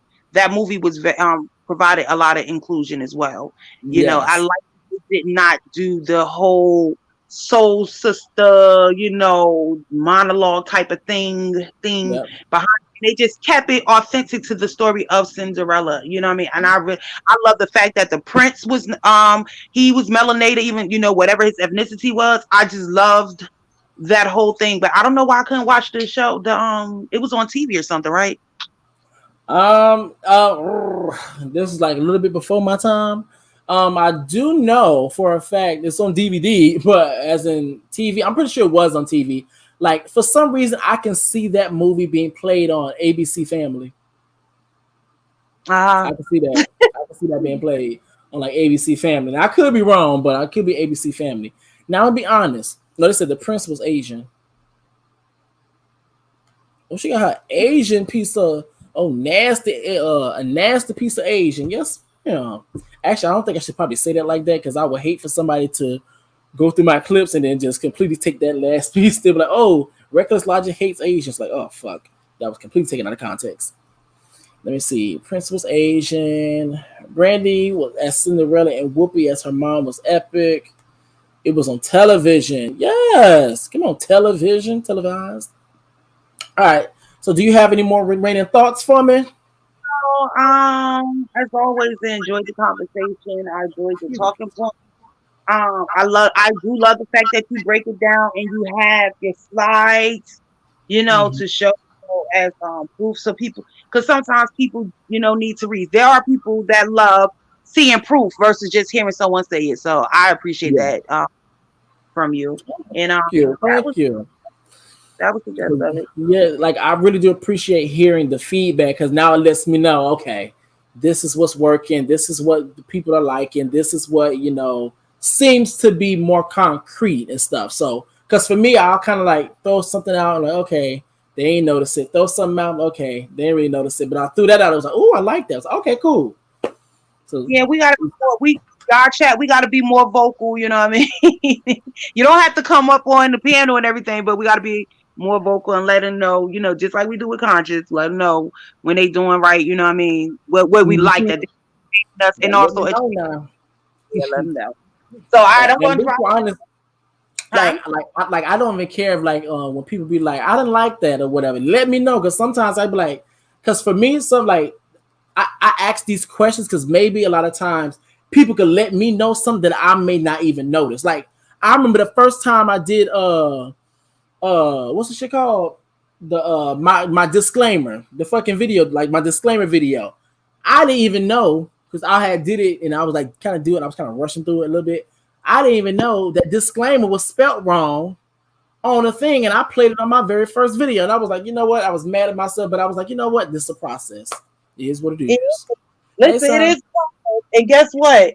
Some people don't even be paying attention themselves. You know what I'm saying? Because most people really come when they come on YouTube, they come just for the visual, but they ain't coming to read nothing. They coming to listen and hear you talk. So when you know what I mean, but there are, like I said, there are people. I appreciate both presentations. Listen, sometimes you put information up there, I get a chance, I screenshot it, I may post it. You know what I mean, my private page on the blog or whatever. I appreciate it. But I'm gonna tell you. I keep going. I don't know when to stop sometimes. Baby, because when I tell you, when I seen that what's the shit called? That because I always got that one slideshow of Nicki Minaj and Lil Kim. I just be sliding, and I'm not gonna lie, I most definitely did update that bitch. So I got like 20 slides now, baby. That'd be a key. But I'm dropping down. Okay. Let me see. All right, thank you so very much, Anya. We love you, Logicc. You're a wise man. More wasn't from many plus your age. Thank you. I really do appreciate it. What's it say right here? And sound down. Period. All right, so that is it for my video for today. Now I'm not gonna lie, y'all. I'm just gonna be honest with you guys. Now I most definitely did say I most definitely did say I was gonna go live at 10. I'm gonna let you know this right now. I'm gonna reschedule that bad boy for tomorrow. I'm probably gonna try to do it for tomorrow morning, probably around 10 tomorrow morning. Reason being is because, for one, something in my soul is telling me to look just a little bit deeper into some of the stories that I have. That's one. Two, I haven't been to sleep since yesterday. I literally have been up. Just so you guys know, get more context, I literally have been up because yesterday when Conscious had his panel, okay. No, like yesterday when Conscious had his panel, I was just waking up. So, and I was asleep sometime before then. So then, when I was on the panel, I was wide awake, and then I've been up all this whole time because I've been getting my proper sleep, and now I'm kind of that proper sleep starting to kick back in. So, baby, that's probably another reason why I was like off my rockers. My brain was over here working extra hard trying to find the words. But I really appreciate you guys. I really, really, really do. Oh, another thing too. Let me actually do this because I always forget. I got to get better with this. Now, I do want to shout out my CASHAPPers, people who have supported me. And by the way, I really appreciate everybody. If you can't support like financially, we all know, we all go through things. It's up to your choice. We all know this. But all right, make sure that you like this video. Thumbs up, thumbs up, thumbs up. Okay. All right. So, but I do want to make sure that I always make sure that I shout out my Cash App is because I always forget. And that's another thing too. I do want to request this. Can you guys? Because sometimes, like, I understand, like, sometimes when you send your Cash Apps, it puts up your real names, and sometimes y'all be having like profiles and stuff. So if you want me to say your profile name, just put like a little note of your profile name so I can know what to actually say. Because sometimes I'll be kind of scared to put your real names out there because I know, sometimes y'all be incognito. I'm just saying. Let me see. So Ev, I really appreciate for your Cash App. Thank you so very much. Oh, girl. Dang, they done changed up the way this shit look. Okay. Ev. Wait, I remember this one. Was this Mom? Yes. Oh, so Mom, I appreciate you for your Cash App. Let me see. Chalk. Come on, Vada. Yes. Come on, Chalk Vader. I would appreciate you for your Cash App. Want to make sure. Yeah, but that was the last one that I did because I ended up switching a whole bunch of stuff around. But I really don't appreciate you guys. Thank you guys so very much. That is damn, I need to go to sleep. That is it for my video for today, guys. Just so you guys are aware, make sure you guys thumbs up this video. Please, please, please. That really does help with me getting past some of these other bigger YouTubers so I can kind of shoot my video where the hell it needs to go. That really helps. You guys really did show out for that Megan Thee Stallion versus Nicki Minaj video. I'm really glad that video did much, much better than how my usual numbers, because I really did put my foot into that presentation, baby. When I tell you I was up for hours, and I would say hours and hours, like a Money Love, what's her name? Money Love, a Money Love song, and for hours doing that stuff. So I really appreciate that you guys loved it. I wanted to add a different aspect as well, because I do understand that some people, they probably didn't know that they were dissing each other or subbing each other. So I wanted to show that aspect of it. I really do like that you guys enjoyed it. Thank you guys so very much. Really, really, really, really do. Hey, Liz, what's going on? But I really do appreciate it. That is it for my video for today, guys. Once again, remember, guys, currently I am hacked. Right now I am hacked on Instagram. So once again, if you guys who are following me already, if you guys get a message from me as of right now, that's not me. I will say this, I have made a backup Instagram account. I'm kind of trying to decide whether or not I'm going to make that my main account, or I'm going to try to get my account back and then just keep that as a backup. I haven't decided yet, but when I do decide, I'll let you guys know what that is, what does it look like, what to look for. Because I think I just might, I'm going to say this, I just might have you guys, those who are on Instagram, just keep reporting my page, my old page, until that bad boy is just gone.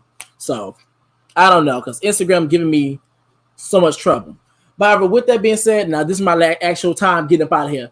That is it for my video for today, guys. Please make sure you guys pop that like button, hit the subscribe button, and please, please, please smack the notification bell so do not, and I said what? Do not miss any of my posts from me. Until next time, guys, I will see you guys later.